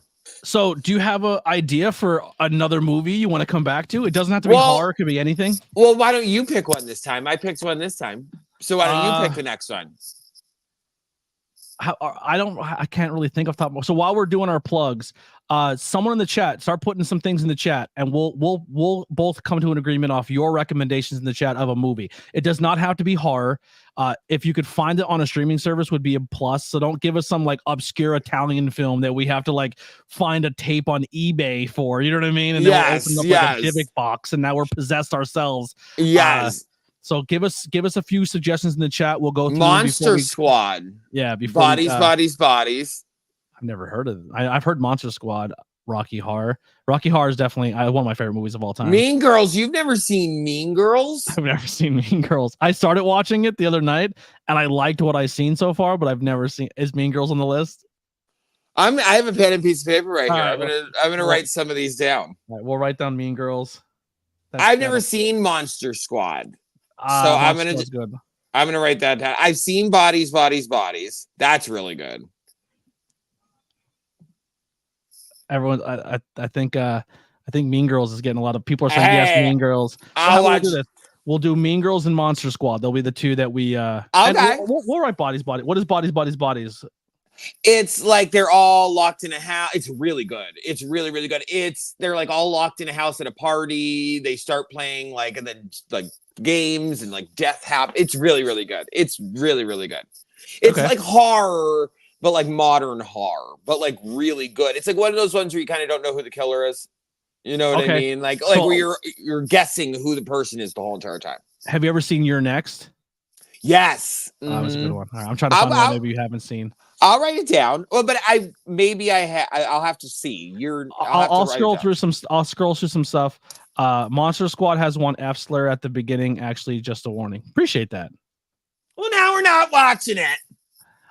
Like Dragula has the F slur on like they wear T-shirts of it, which I think is sick. I'm all about taking the power out of words. Like, you know what I mean? Like, the new Strangers is definitely something. Once something new hits the streaming, I'll put another one up for us. But I think for now we'll land on Mean Girls, Monster Squad, and Bodies. I am down. We're already locked in for 3 more pieces of content in the near future. Yes, I'm with down. ABJ and Dante. Yes. I'm pumped. This is a lot of fun. Me too. I agree. So much fun. So much fun. I can't wait for you to watch Mean Girls. Oh my God. I am so excited. So here's what we'll do. We'll watch Mean Girls. Okay. Now that I have a car after this weekend, we should meet up and watch it together. Okay, 100%. Okay, I'm down. And then we'll watch it again, like my strategy, where I'll watch it right before I go live. Okay, we'll do that. We'll plan a hangout. I get to try, JB's amazing cooking. Yes, 100%, 100%. Yeah, we'll pick. So now, will this be next month? Yeah, sometime in June. Yeah. Okay. All right. You just let me know the date and we'll pick a date and you guys can come down and we'll have dinner and we'll watch it. 100%. Perfect. Yes. We're locked in. Yes, we are. I'm excited now. So everybody better be here. Yeah. One thing I want to plug really, really quick. Please plug anything you want. I'm involved in this thing called Pass the Hat. And I just want to tell everyone to go check out Operation Olive Branch. They are a grassroots movement to organize and promote the safety and well-being of Palestinian families. So you can go there and donate $5, spread the word about it, help the families out. But it is a really, really great thing. Aaron Hadamar, who is on TikTok, is trying to get everybody to at least check out Operation Olive Branch. Even if you can't donate, go check it out, read up about it, and it's just to help the families in with what's going on overseas. Sorry, Destiny's Rusty in the chat. Okay. Remember I said was the last episode I wore my Rusty jacket because one of your mods' names was Rusty? Is that Destiny? Is that Destiny saying they're Rusty? Are they two different people? I don't know. Oh no, I think it is. Rusty, is that you? That's why I'm just double checking. I didn't I want think so. Yeah, if that's the case, Destiny, if you haven't watched the last episode, yes, it is her. I did. Hold on, guys, I have to let Flynn in. He's like, I did. We did on the last episode, but yeah, super cool. Yeah, definitely go check out that link. Everything is linked below with Dante's content. Please go follow Dante on TikTok, all platforms, even YouTube. Right. So let's get more subscribers on the YouTube side because we don't know the future of TikTok, and we need to get Dante popping just as much in other places if TikTok's not a thing. I'm coming back to YouTube. I have a video in mind. I just haven't filmed it yet, but I have a video in mind that I'm going to be doing. I just don't know when yet. I'm one of those people that builds it up in my head too much, and then like, no, I'll do it next week. No, I'll do it next week. No, I'll do it. I'll get it. I'll get it. Yeah. But I'm gonna do a new video soon. It's gonna be a makeup video where I'm gonna smoke or take a goofy gummy and then like a la Brandy TV, and then I'm gonna try to do a makeup look I'm, I love that. So I was talking to Lily about I want to try. So like they did the rock episode I just watched on Dragula where they did like 80s glam rock. I said as a joke when I went to my first drag show, I'm like, I'm a huge fan of drag, even though I've never seen one. Like, what do you mean? I'm like, I love Motley Crue. The first time I've ever seen Motley Crue, it was drag. They dressed essentially as in drag and did like the 80s glam, shout out the devil. So I don't think I'll have the balls to do it like on just a stream. It'll definitely have to be like a Halloween setting because once again, I'm still breaking barriers for myself. You know what I mean? But I want what to better way to break barriers than not to do it on Halloween? I know. I'm gonna do it, but it can only be on Halloween. No, you should do it on like fucking July 4th. That's when you should do it. Talk about breaking barriers. I know, but it's one of those things. Is like when you grow up, you're like, "What year's your period?" Like, "Oh, it's the gay year." You know what I mean? Like, like Halloween gives me the barrier. You know what, Anthony? Why don't you do it on June 1st? June 1st. The first day of Pride Month. There you go. Talk about breaking barriers. Yeah, that's what you should do. I don't want to say I'm going drag, but I want to do like a glam thing. Like I want to experience guyliner once in my life. I want my hair teased out. I mean, we're doing it. I want to do a Motley Crue look. Everyone should. Everyone should. Male, female. Everyone should do a rocker glam drag look. Everybody should. One of my Thank you for subbing, wrestling podcast. Sorry, one of the cool things I was asking on the one is like, is there straight heterosexual dudes in drag? And then, well, they weren't straight heterosexual, but they were oh my god, I'm so sorry. I'm not trying to be insensitive. I'm learning, I promise. Like pansexual, where they're married, have kids, the whole nine, but like they're also drag performers, but they're married to a woman, but they do drag. And I was like, that's a cool dynamic. I didn't know that was a thing. Like, so like the drag show stuff is teaching me so much stuff I didn't know, terminology. I'm, you know, okay. Well, first of all, I was gonna say because pansexual isn't pan like you're in anything like it's well, it's open spectrum. Yeah, but that doesn't. Yeah, I'm learning. I'm sorry, but that doesn't mean okay. So pansexual means that like you don't look at the person's gender. You just you're in love with the person. Got you. That's what that means. But yeah, I don't. That doesn't have anything to do with drag. Well, I thought like this is my closed-minded dude. Like, that drag isn't made for certain groups of people. Like I didn't know if it was open for every. You know what I mean? Like I'm learning. You know what I'm saying? Maddie Morphosis is a straight queen. Yes, 100%. Go look up Maddie Morphosis. Okay. She's a straight queen. And then I love how Very Berry put wrestling isn't that far off in a lot of ways. Oh, it's definitely not. I've learned that so much. Wrestling is so gay, but it's awesome. Like growing up, I thought wrestling was like super masculine dudes. Like, and then I got into the wrestling business. I'm like, wait, am I the only like almost straight guy here? Like, there's only like 3 of us. You know what I mean? Wrestling is definitely a very big community in that aspect, and I love it because I'm learning so much. But oh my god, it's so funny. This is super educational for myself. But, my god, you're learning so much. I am. Talk about breaking barriers. We're breaking them down. Every episode we get a little high and then we talk about craziness. Not craziness, about real world stuff that people should learn. We talk about breaking down your barriers. Yeah. June 1st. Yeah. That was a thing too. Maybe these movies, I'm not saying put them on hold, but one of the things I wanted to do for June is all of my movies that I do are all the stuff I want them to be LGBTQ style movies. Like if it's done by an LGBTQ director or the movie has LGBTQ themes to it. So like so maybe these 3 get held off unless they fit the criteria, but I was already Googling like horror movies and movies that are, you know, like Chucky is done by like the guy who creates Chucky is a member of the community. So I'm thinking for maybe the entire month of June, like any movie or music reviews we do are all themed to the community. That's a good idea. That's a really, really good idea. Really good idea. Okay. Great idea. Great. Yep. Love that. Yeah. Mean Girls has a gay character. Actually, the gay character in Mean Girls is probably the main reason why I'd go back and watch it because they were fucking hilarious. That is a really good idea, though. So maybe we'll find Chucky could be the one we add to that list because I think that's it. I don't think I went back and rewatched the first Chucky in a long time. No, me either. Yeah. I mean, I have to say though, maybe a couple years because when they were coming out with the Chucky TV show, they played all the Chuckies. And I remember watching them straight through, but that was like a couple years ago. So I don't even really remember. I mean, that was a lot of Benjamins ago. So I don't really remember too much of it. And plus, like the first 3 for me, I don't know why, but they always blend together. I don't know why. Like I remember certain parts of the movie, and then I think they're the one movie.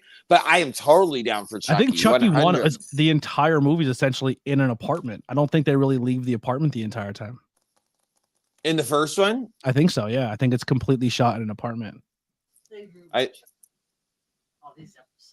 They didn't ruin Chucky, Mom. You're old woman screaming at clouds. But anyway, thank you so much for your time. I loved it. Everyone who tuned in, I appreciate you all so much. Yes, thank you guys.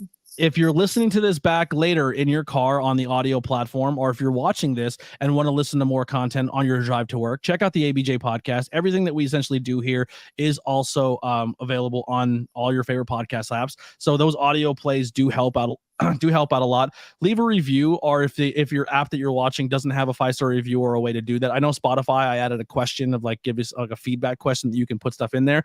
If anyone starts leaving those, I will read them out on the next previous episode, so we can do that. Also, take a screenshot on your phone and then like post it on social media and be like, hey, just listen to this episode with Dante and Anthony. Here's what I thought of it. Because the word of mouth is essentially how this is going to grow.